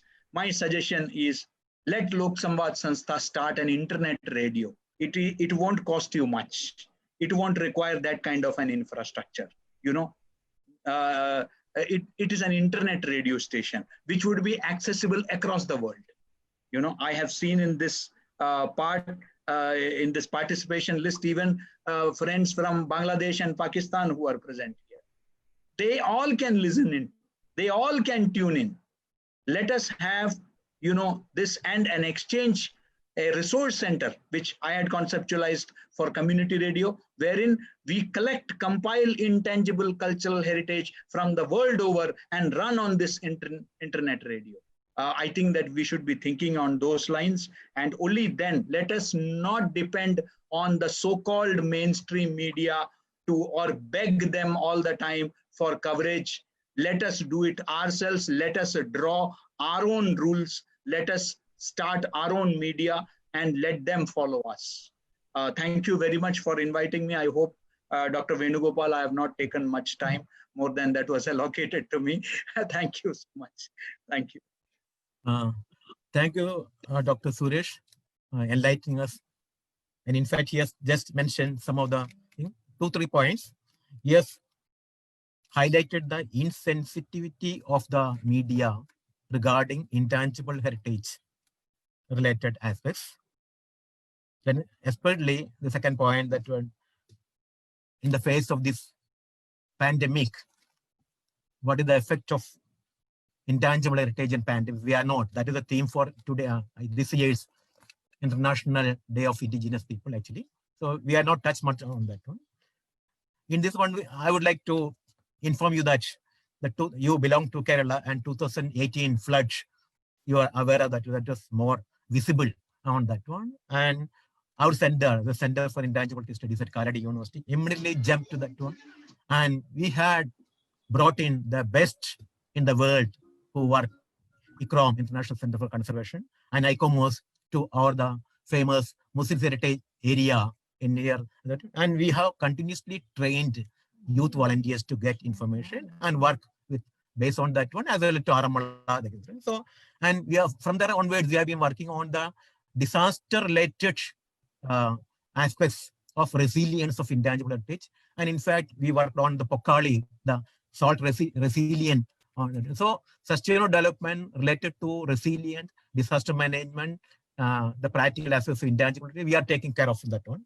And finally, he has suggested that the action plan we must not wait for the government initiatives, etc. We must have the Sainath case study he has already mentioned, and our own. He has suggested that community radio type of things, etc. Now, hopefully, by the end of this session and the webinar, there will be he has suggested a networking of institutions, individuals, etc., and a local mass movement might come up. With this positive note, our panel discussion now is over. Now, we will be having our main presidential address by Member Secretary Sachidanand Joshi Saab. May I request, there are 6 questions in the Q&A section. That I was told that this will be done after the presidential address. Okay, okay. As per the itinerary suggested to me, that after presidential address by IGNC Member Secretary, IGNC is the largest repository of intangible heritage in India. It was mentioned by Professor Suresh as well. Now, it is for the Gulnas and the coordinators to request Dr. Sachidanand Joshi, Member Secretary of the Indira Gandhi National Center of Arts, the largest repository of intangible heritage in India. Namaskar and thank you very much, Venugopal ji. It is nice to see you after such a long time, although it is a virtual medium, still we are able to see each other. That's a great achievement and advantage. All the esteemed panelists, Professor Suresh, Kuldeep Kothari ji, Professor Sanjay, and Kalyan Singh Kothari ji, who is instrumental to bring all the stalwarts together. It has been really an engaging session, and I could learn a lot from the esteemed panelists who have delivered excellent presentations. And I was also, fortunate to catch up with most of the presentations, although I had some pressing meeting and I was wondering whether I would be in a position to attend this session. But thanks to the time management, I could come and listen to the panelists. I would not take much of time because most of the things have been told. But since this is the day for International Day for World's Indigenous People, I would only like to underline the term indigenous has a different connotation in India as compared to the term which is prevalent in countries like USA, because for them there may be the question of who is the original resident of that land.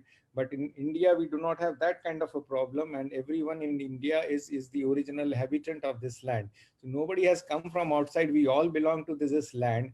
And sometimes people also mistake this with the people who are living in the forest, and whom some people call tribal. But I would like to submit here that the term indigenous and term tribal are two different terms, and we should not mix them, because for us tribals are only Vanvasi. They live in forest. That is why their habitation is. We are all Nagarvasi. We live in town habitat. We live in cities.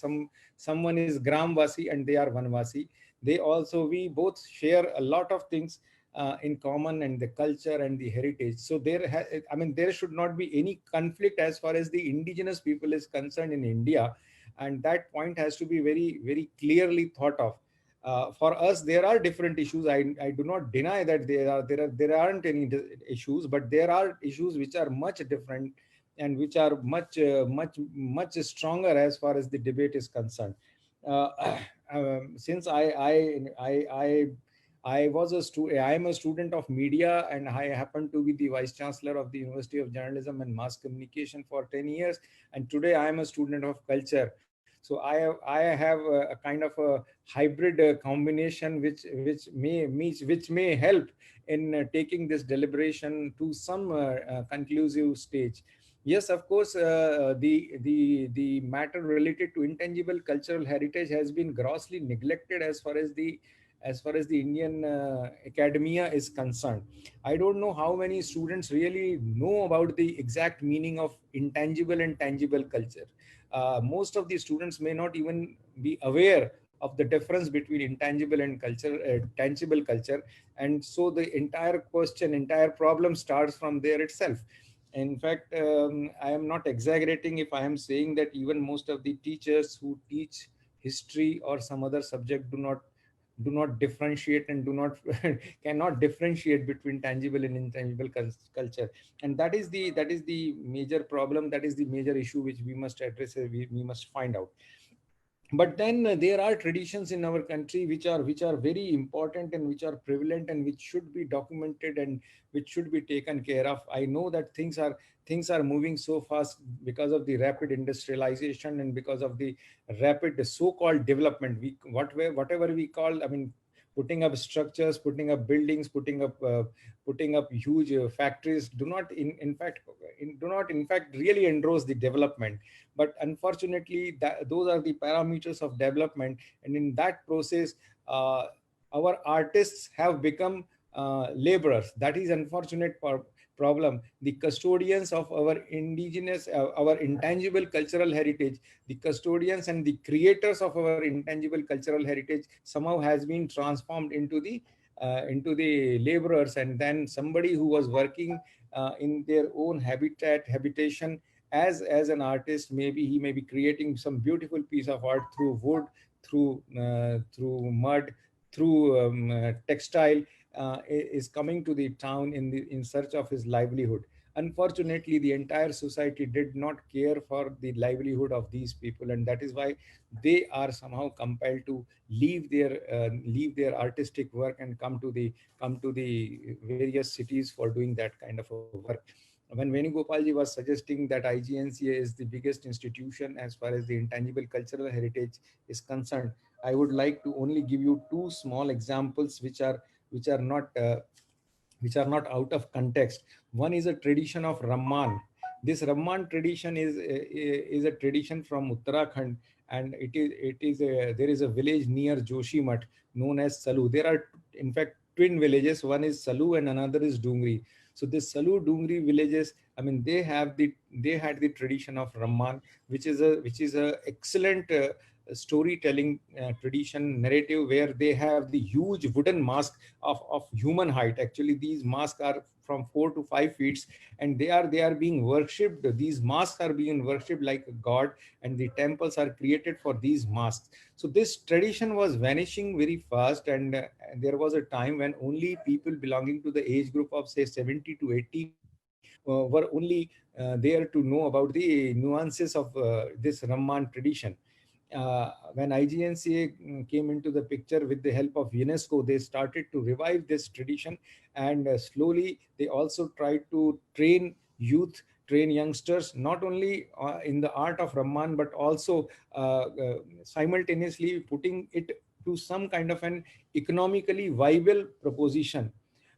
Recently, I had a chance to visit that village, and I was surprised to see that many youngsters between the age group of 14 to 25 to 30 now are learning the art of Ramman. They are also realizing the importance of this Ramman.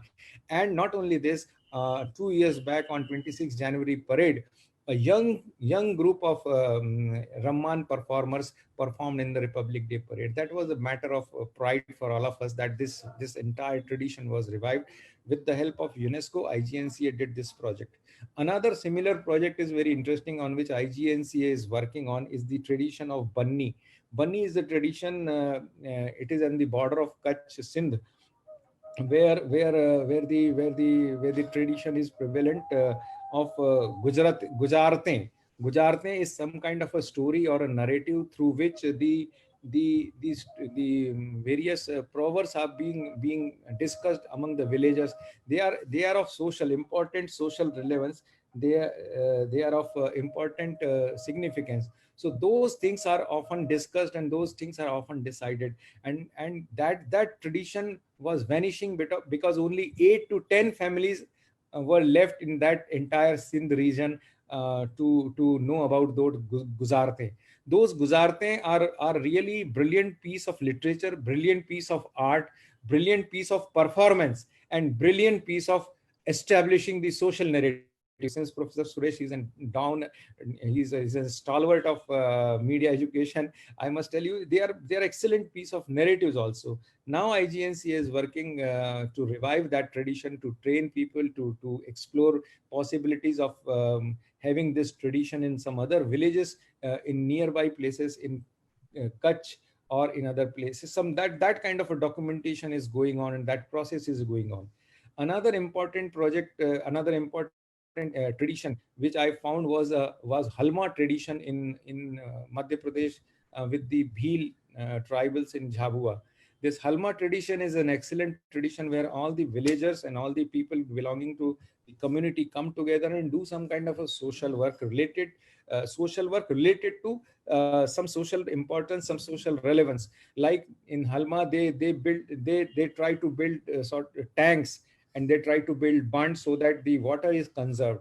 And there are groups now who have started doing this Halma even outside Jhabua district also.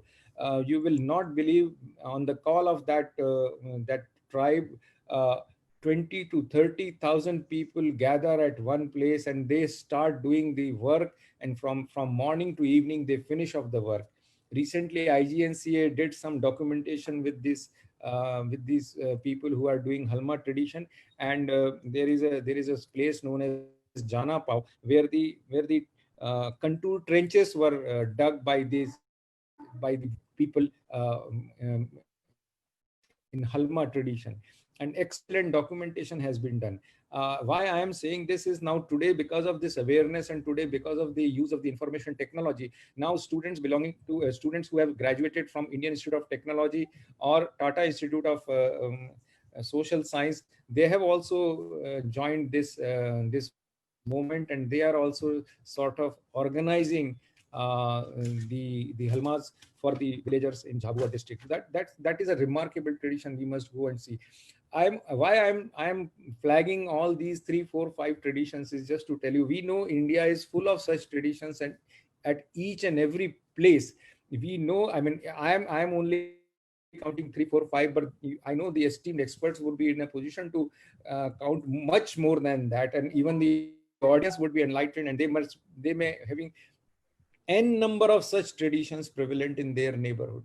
And unfortunately we are unable to document these traditions, and we are unable to follow these traditions which have substance, which have logic, and which have science behind all these traditions. Unfortunately, we have only thought that they are traditional, and maybe we may not be making any use of it, and we are just discarding these traditions. Today, in the age of pandemic, we have realized that the traditional medicines have helped us much more than anything else.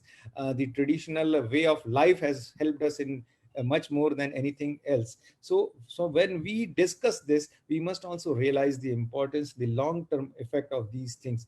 I came across a fantastic gurukul in Kumbakonam, near Kumbakonam. That gurukul teaches in the pattern of Vishwakarma community, and we know that Vishwakarma community is a creator. They create, and they artistically create everything, and they teach the whole course of architecture, which is a 5-year course, we all know, in 3 years in Gurukula tradition, to the students belonging to the Vishwakarma community in Guru Shishya Parampara. And those students are not only expert in designing, but they are also expert in executing the task, which was the source of our indigenous knowledge, that we will not only prepare paper tigers, but we will prepare people who can also deliver on the ground. So those kind of expertise, which they have, they are trying to teach in that. We are also in IGNCA trying to document the traditional artisans now, which are changing their, which are from style, they are coming to some modern style, like Kalari Payattu, for instance. The Payattu has a different style and different connotation and entirely different narrative. But unfortunately, because of the modern technology or modern thoughts, now there are people who are trying to change the tone and tenor of the entire Kalari Payattu, and trying to give it a different shape, which is not desirable. So even those things are supposed to be documented and recorded for the posterity, not only for the posterity, but for the knowledge of larger section of the people who want to do something good in the field of intangible cultural heritage. So I sincerely feel that it is a vast area. It is a vast area. For instance, we are doing a project on riverine culture, and why we are doing a project on riverine culture is very important. For us, rivers are not only geographical entity. For us, we do not treat river as only some source of water. For us, river is our emotional entity. Rivers are our mother, rivers are our sisters, rivers are our daughters, and that is the way they are being treated. We have an emotional attachment. Traditionally, we have an emotional attachment with the river. As the time has progressed, as the time has moved, now we have started forgetting the existence and our emotional bonding with the rivers. Rivers are not only the flow of water. They have treasure of so much of intangible cultural heritage, traditions. And we know that those traditions are connected with our social life and our social rituals and our social thoughts. So unless we realize the importance of the river in our society, we will not be in a position to flourish, we will not be in a position to prosper. So that riverine culture IGNC has started documenting. We have already documented five rivers, and we are in process of documenting some more prominent rivers. The idea is not to document river geologically, but idea is to document the river culturally, so that youngsters, students, what we do, we organize the painting workshop, we organize the storytelling workshop. Stories related to river are to be told. Another important intangible cultural heritage tradition which we are losing day by day, and now people have now woken up and they have started. We had a remarkable tradition of storytelling in India. Dadi Nani ki kahaniyan, and like, people used to talk about their stories, and most of us have learned so many things from those traditional stories.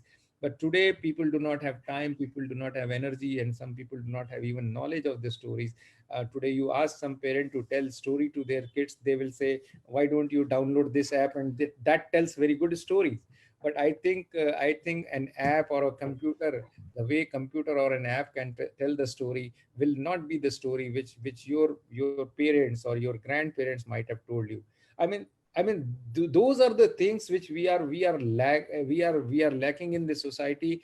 Unfortunately, we have to move ahead. We have to move ahead with lot of positivity, commitment, and it has been proved. I also had the committee, which is the advisory board for intangible cultural heritage nomination for the UNESCO, that is known as ABICHU. I had that committee, and every year we have tremendous nominations being sent to the UNESCO.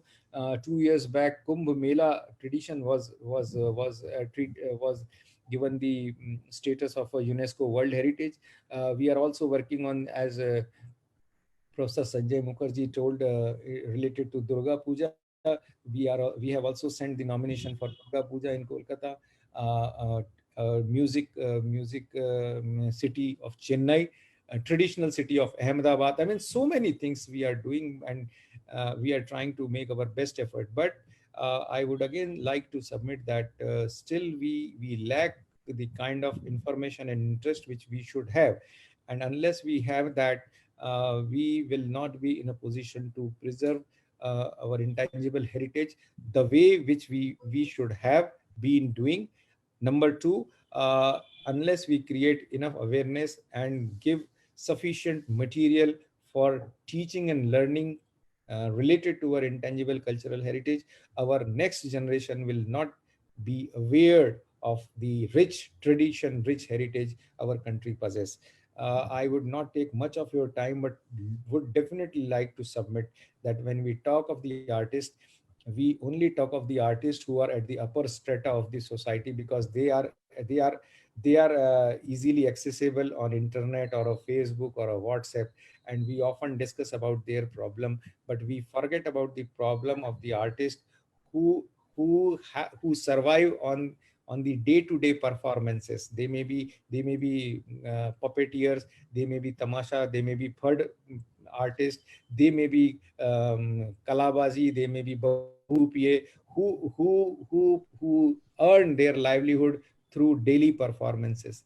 Unfortunately, they are not in a position to perform because of the physical distancing. Unfortunately, the auditoriums are not open. Unfortunately, the recreation centers are not open. So people who work on backstage, people who design the set, people who design the light, people who do the makeup, people who do the costume are really finding it difficult to meet both the ends. Even people who do the accompanist, like a tanpura player, like a tabla player, like a sarangi player, like a harmonium player. There are people who are really struggling to meet both the ends. We must take care of those artists. We must seriously think about those artists, so that their creativity and their zeal to put best creative things in front of the society continues to grow, continues to flourish. I think I have not taken much of the time, and I could express whatever I felt from the bottom of my heart. I must thank Kothari ji once again for virtually dragging me into this conference, wonderful conference.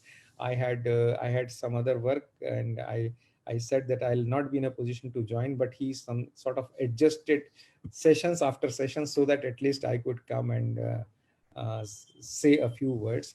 I also thank my fellow panelists for bearing me through this session. Thank you very much. Hello. Hello. That was a very informative panel discussion. Thank you so much. Thank you all panelists for giving such an insightful understanding of the subject. आप सभी से बात कर कर ऐसा लग रहा है कि हमें बैक टू बेसिक मंत्र को अपनाना होगा, तभी हर व्यक्ति, हर इंसान ये कह सकेगा, I am intangible. Now we would like to show a documentary film on our beloved Komalda. In a way, this event is an attempt to carry forward his vision of inclusive growth, according to which we should have a collaborative approach towards traditional knowledge system and nature for sustainable living. A documentary film on Komalda.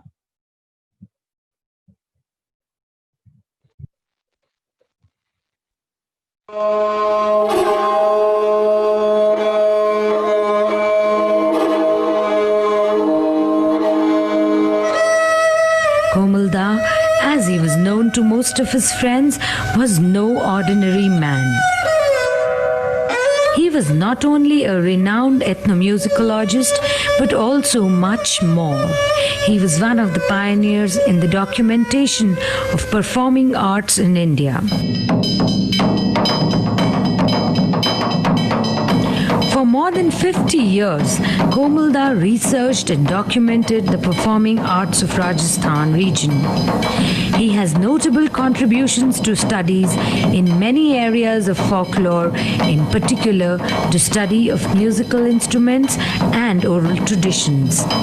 मेरे अध्ययन में जो सबसे अधिक महत्वपूर्ण बात है, किसी भी चीज को अध्ययन करना, चाहे देवी देवता की बात करनी हो, चाहे लोकवादी की बात करनी हो, चाहे लोक संगीत की बात करनी हो, तो पहला मैं देखता हूँ कि मेरे परिवार के अंदर वो कौन सी चीज है, और मैं परिवार के लोगों से कंफर्म कर सकता हूँ उस चीज को। मेरे लिए सबसे बड़ा प्रमाण वही है कि जो प्रमाण मुझको अपने परिवार में अपने इर्द गिर्द रहने वालों के पास से मिलता है, और वो मेरे अनुभव का भाग अगर है तो मुझे लगता है कि इससे मैं बहुत कुछ सीख पा रहा हूँ। He recorded and archived thousands of hours of traditional Rajasthani music. The depth of his research stands out as an inspiration to others who aspire to document India's varied art heritage.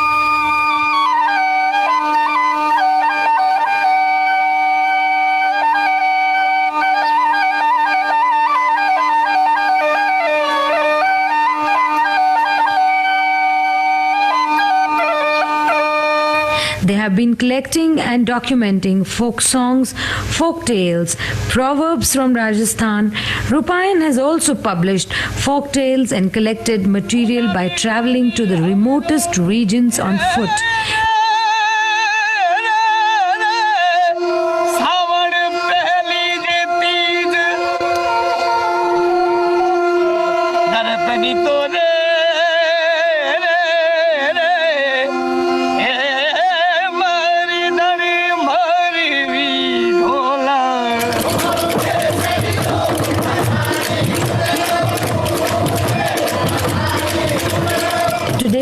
work has brought world recognition to folk artists like Langa and Mangariyar singers. कि जो मेरा ज्ञान है वो ज्ञान इन लोगों के चरणों में बैठ के मुझे मिला है। जिस कहानियों को ज्ञान को निष्कर्षित करके उसको एक रूप देने की कोशिश की है, उसके माध्यम से इस प्रकार के कार्य संभव हो सकते हैं। इनसे बड़ा मैं कभी भी नहीं हो सकूंगा।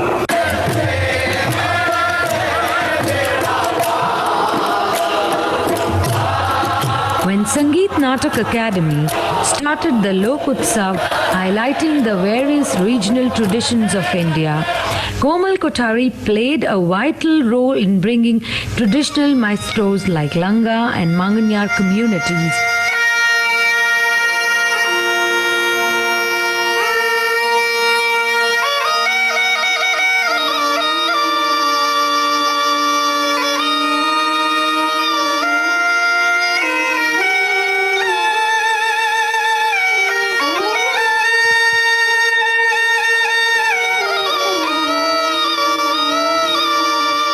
Komalda, the acknowledged doyen of Rajasthani culture, was the recipient of several national and international honors and awards.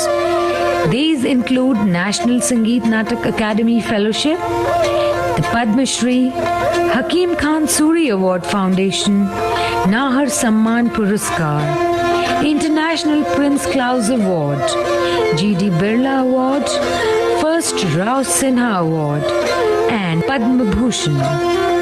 The noted folklorist and one of the few exponents of oral traditions of history was working on an ambitious project of building an ethnographic museum, first of its kind planned anywhere in the country. Komalda asserted that he would have nothing of antique value in his museum. Ours is not going to be an Ajaib Ghar or the old curiosity halls like the ones set up by the royal families in the post-independence period in India. The question of what type of museum, it has to do with ethnography.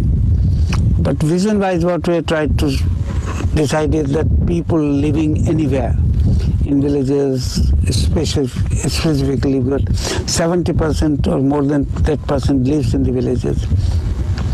So they have nature around them. So they have land, they have plants, they have animals, domestic elements, forest elements. They have trees and birds and everything around. They construct something like their houses. They wear some type of shoes. They eat something. Now these subjects will form the part of museum. It will not be very exotic material, very aesthetic objects and beautiful objects with lot of history and like that. That we will not deal. We'll deal with absolutely contemporary life and whatever people are creating for their own day-to-day needs.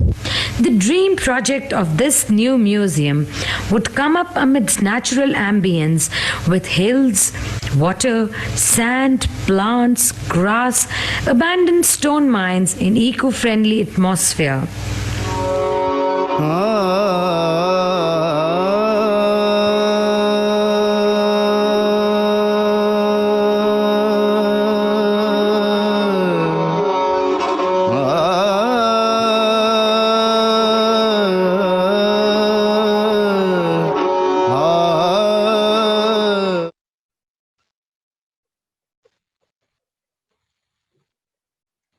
So nice to see Komalda on screen, जिन्हें देखकर ये ख्याल आया कि चिरागे जिंदगी होगा परोजा हम नहीं होंगे, चमन में आएंगी फसलें बहारा हम नहीं होंगे।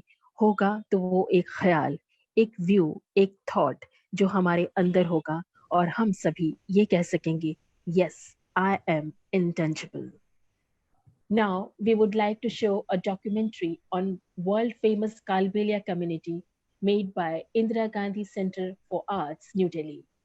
The popularity of the community and the dance form is so much worldwide that It is in UNESCO's representative list of the intangible cultural heritage of humanity from the year 2010. There is no school, no manuscripts, and written text to teach and learn Kalbelia songs and dance. This folk art is transmitted from generation to generation, presenting Kalbelia dance.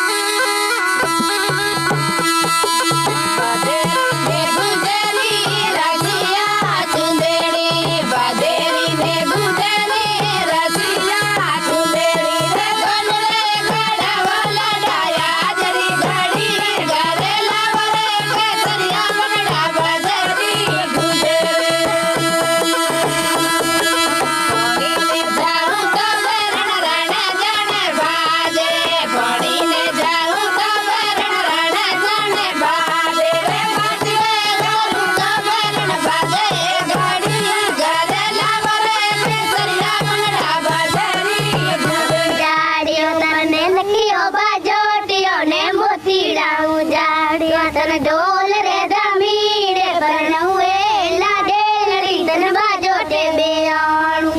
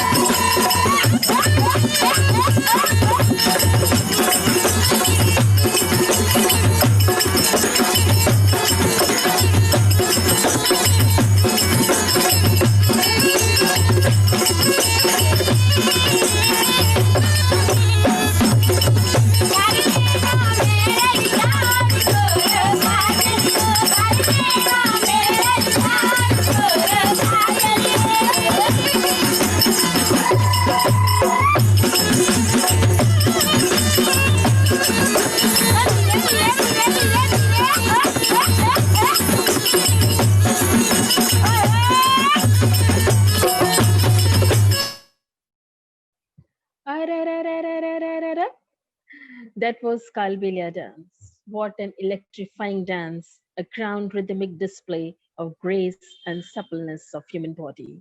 And with that happy and energetic note, before we wind up the Intangible Cultural Heritage Festival 2020, I would request Dr. Amreswar Galla to introduce the theme for next year's Intangible Cultural Heritage Festivals and other related activities across India. Thank you so much. And wow, fantastic. That was great. And following on from the eloquent and inspirational speech by Dr. Sajjanananda Joshi, our member secretary of IGNCA, and a whole range of panelists that spoke today and the panelists that spoke yesterday. I think three things have come out as being very critical over the 2 days. And first of all, we actually badge this as Heritage Matters 8, simply because Heritage Matters is an international discourse that we initiated as a UNESCO network for culture, tourism, and development at Anant National University. And it's very fortunate that the Kothari clan, if you will,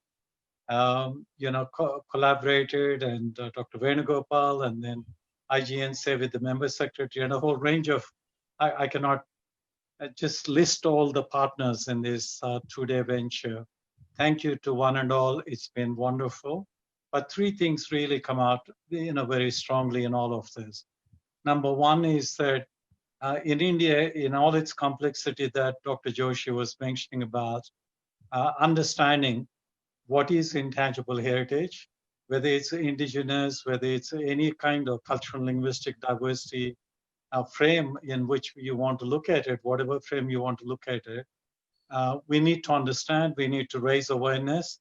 As it came out very strongly yesterday, community-based inventarization, community-based safeguarding is really critical. UNESCO representative list. I mean, as somebody who was involved in drafting, the earlier drafting of the convention, why we wanted the representative list is so people understand. It's to raise awareness. Inscription, unlike in the World Heritage Convention, where people want to inscribe for a variety of reasons, in the Intangible Heritage Convention of 2003, inscription on the representative list is actually to raise awareness for people to understand what is intangible heritage.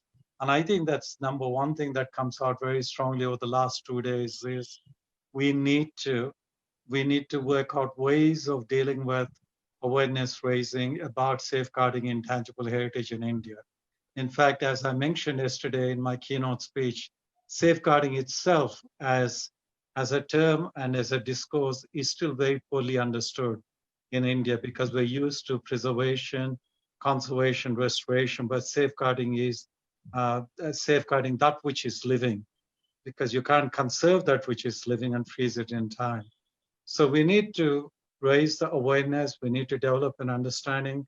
This is where the government's new national education policy, emphasizing liberal arts, could play a very important role. And we at Anant National University, which is a national design university with very outstanding young architect and design faculty, we're very keen to take advantage of this as to how we can move forward.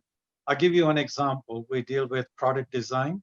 And yesterday, Dr. Anand Krishnan gave a brilliant example of understanding the intangible heritage of water filters and ceramics, pottery, and then the creation of contemporary filters, very highly scientific, but based on traditional knowledge systems. This is about adaptability. It's about continuity. It's about, being smart, if you will. And I think that we have to look for more of those kinds of examples. And that's what we would really love to do as a national design university. And so under the national education policy, let's see how we can craft, and especially, with eminent people such as Dr. Sachidananda Joshi, who is at the leading edge in dealing with a lot of these issues, we should be able to, sort of find a niche for safeguarding intangible heritage in our national curricula under liberal studies, and also teaching in local languages, not only till grade 5, but also beyond. The second thing that comes out very strongly is that how do we deal with, understanding the complexity that Dr. Joshi was mentioning about. India is so huge, 1.3 billion people. Yes, it's true. When you talk about a country like Australia, it's easy to say 26 million, but let me tell you that Australia is one of the most culturally and linguistically diverse countries in the world. In fact, the most culturally and linguistically diverse country is Papua New Guinea in the world. And we are not, India is not the one, it's Papua New Guinea. And Australia too. But that cultural linguistic diversity in India, with 200 languages, 8,000 dialects, providing the media for the transmission, intergenerational transmission, from parampara, from one generation to another generation of our Jivana Varasatvam, our living heritage. How do we understand the complexity of it? How do we map? How do we do community-based inventorization, not from the top, but from bottom up, as someone said? How do we do it? And what is the role of local institutions, whether they're high schools, educational institutions, what role can they play? I think these are a whole range of things we have to think of as the second thing is that under mapping. Cultural mapping is used in a very cheap way, very archaeological way in India without understanding the complexity of mapping that which is living heritage. And I think this is something that I know that the central government is very keen on, that we need to develop methodologies to map living heritage, which is not easy, and inventorize. But once you inventorize, you have to constantly update it because it's living heritage constantly evolving. So how do you bring it up to date? How do you deal with an inventory that, unlike an archaeological or an inventory of a museum, dealing with tangible objects and intangible heritage inventory is living and dynamic. So how do you visit back? How do you get back to that inventory? So we need new kinds of approaches and methodologies. Those that work in Australia, Canada, they will not work in India because the depth of our history, the diversity of our cultural landscape is so enormous, and the continuity of our cultures is so complex.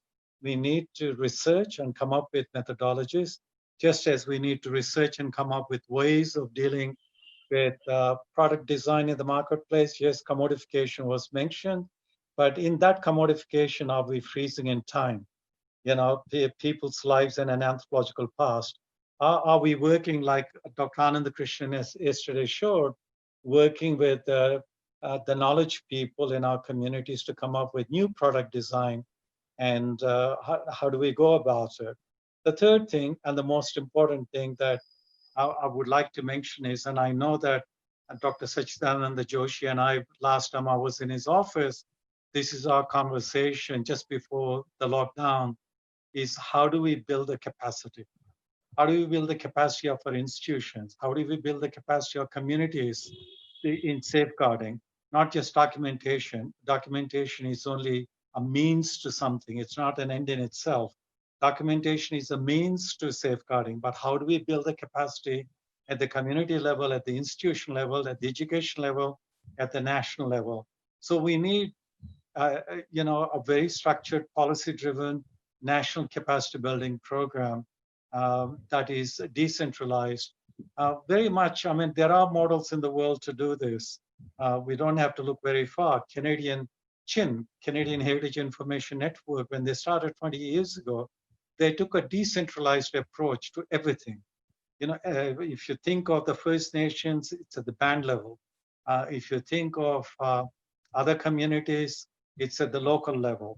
So that's how they approached it. And of course, it's been refined, become very sophisticated in the digital domain. So the third thing is, how do we move forward with capacity building?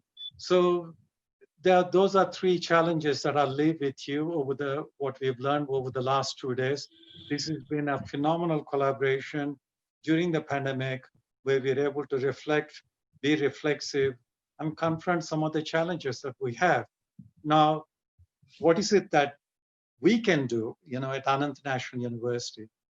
We have agreed to host the third National Intangible Heritage Festival in the last week of February next year.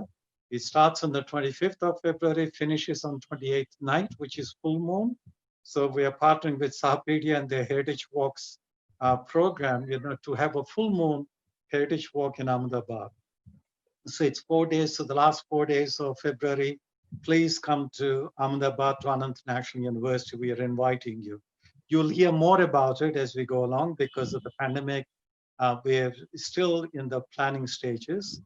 The other thing is that rather than just do the festival, we're going to do a major international conference, you know, which will be a blended conference. At the same time, Dr. Venugopalv, you know, he remembered and I remembered us first meeting when I was chairing the meeting in Shanghai. In fact, it was the only international professional NGO meeting for the Intangible Heritage Convention at that stage in 2002, because the draft was adopted and it was called the Istanbul Declaration in 2002. It was brought to Shanghai and we had 49 countries from the Asia Pacific region represented. And we looked at it and we looked at how do we move forward on this. And so we have considerable experience in hosting an international conference in the blended domain. So we're going to bring that together, and we would request all the national institutions to partner with us and to help us, assist us. And of course, the Qataris have already made a commitment to move camp. They're going to move from Jodhpur to Ahmedabad. Remember yesterday, you said you would do that. So they're going to move, and the performances that you've just seen, the kind of intangible heritage elements that you've seen on the video right now, you can actually see them live performed when the whole of the university campus at Anand will be transformed into a festival site. And there are many other initiatives that are coming up. as I said, I was born, brought up, educated in India. My first job was as the national coordinator, to run the national affirmative action program for Aboriginal Torres Strait Islanders in Australia. And the first thing I did was devise an intangible heritage program as part of the museums and heritage management program. And that's something we need to do in our educational institutions too. Whether they're museum studies, we have wonderful people, in fact, attending the 2 days, heads of museum studies programs, very eminent people. We have wonderful people dealing with heritage management programs attending. They're all listening. We all need to get together, think about as to how we move forward in the next 1 year. How do we get through this portal of the pandemic? How do we get through it? Do we go through and do more of the same? Do we drag all those things that we have struggled with through it? Or do we shed some of our baggage? And do we take that which is intangible, because we can get it through the portal, and work on safeguarding it, develop a series of programs across India, the length and breadth of India, because it needs to be decentralized. And there are many initiatives coming up next year. Now, all of you are on our email system, or if you go to our webpage, all the webinars are there. Those of you are asking for documentation these 2 days, they'll be available on the webpage in the next couple of days, everything. So it's all open, it's accessible. And I would like to thank Anna International University for enabling this, and our Kotaris in Jodhpur, and IGNC, our dear national institution, and a whole range of scholars, Meena ji, Sajal ji, you name it, Suresh ji, and yesterday Dr. Shubhra Chowdhury, Professor Sari Chowdhury, Subra Devi, a number of people, and Venugopalv ji. Thank you for making it such a wonderful 2 days. And you will all hear from me. I promise you, within a week, you're all going to get an email with a link. You're all going to get an email to continue this dialogue, this discussion, this discourse as we develop it. And I'm glad to tell you that in our network, we have over 2,300 people from 138 countries, and nearly 1,000 of them have registered to participate in these 2 days. That's wonderful. 1,000 of them from nearly 78 countries. It's fantastic. And that's because of all of you collaborating. To all the collaborators, it's solidarity. It's time to come together and work together. Love you all, and let's work together as we move forward into the future. Thank you and namaste. Thanks a lot. Thanks a lot. Thank you. Thank you, Dr. Amreshwar. Now Kotharis will say, touch Rajasthan to feel India, spend some time in Gujarat to know India. Now, I would request Mr. Piyush Datta to fold the event with vote of thanks on behalf of hosts and collaborators.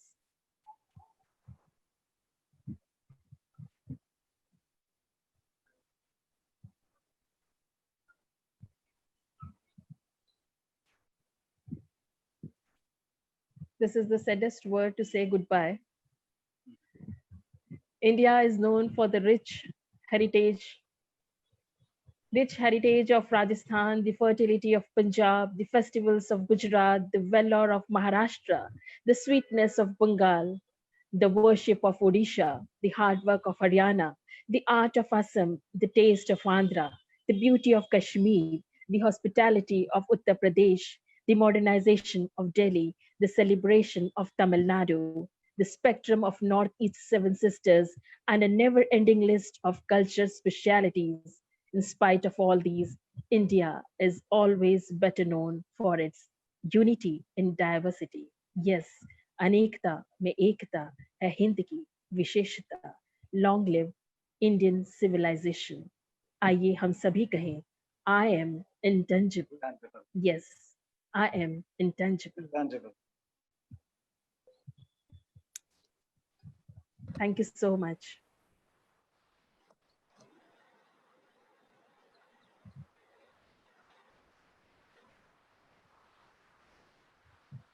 People are asking for feedback form. Yes, with the email, you'll all get feedback form. In fact, if you look in your chat box in the protocols, it's already mentioned that the feedback form will be there. So yes, we will be in touch.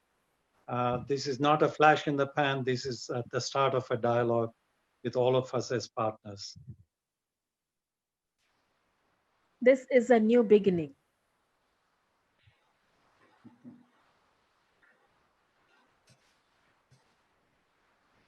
Thank you so much for being with us. It was really very nice to just give a thought on what is intangible.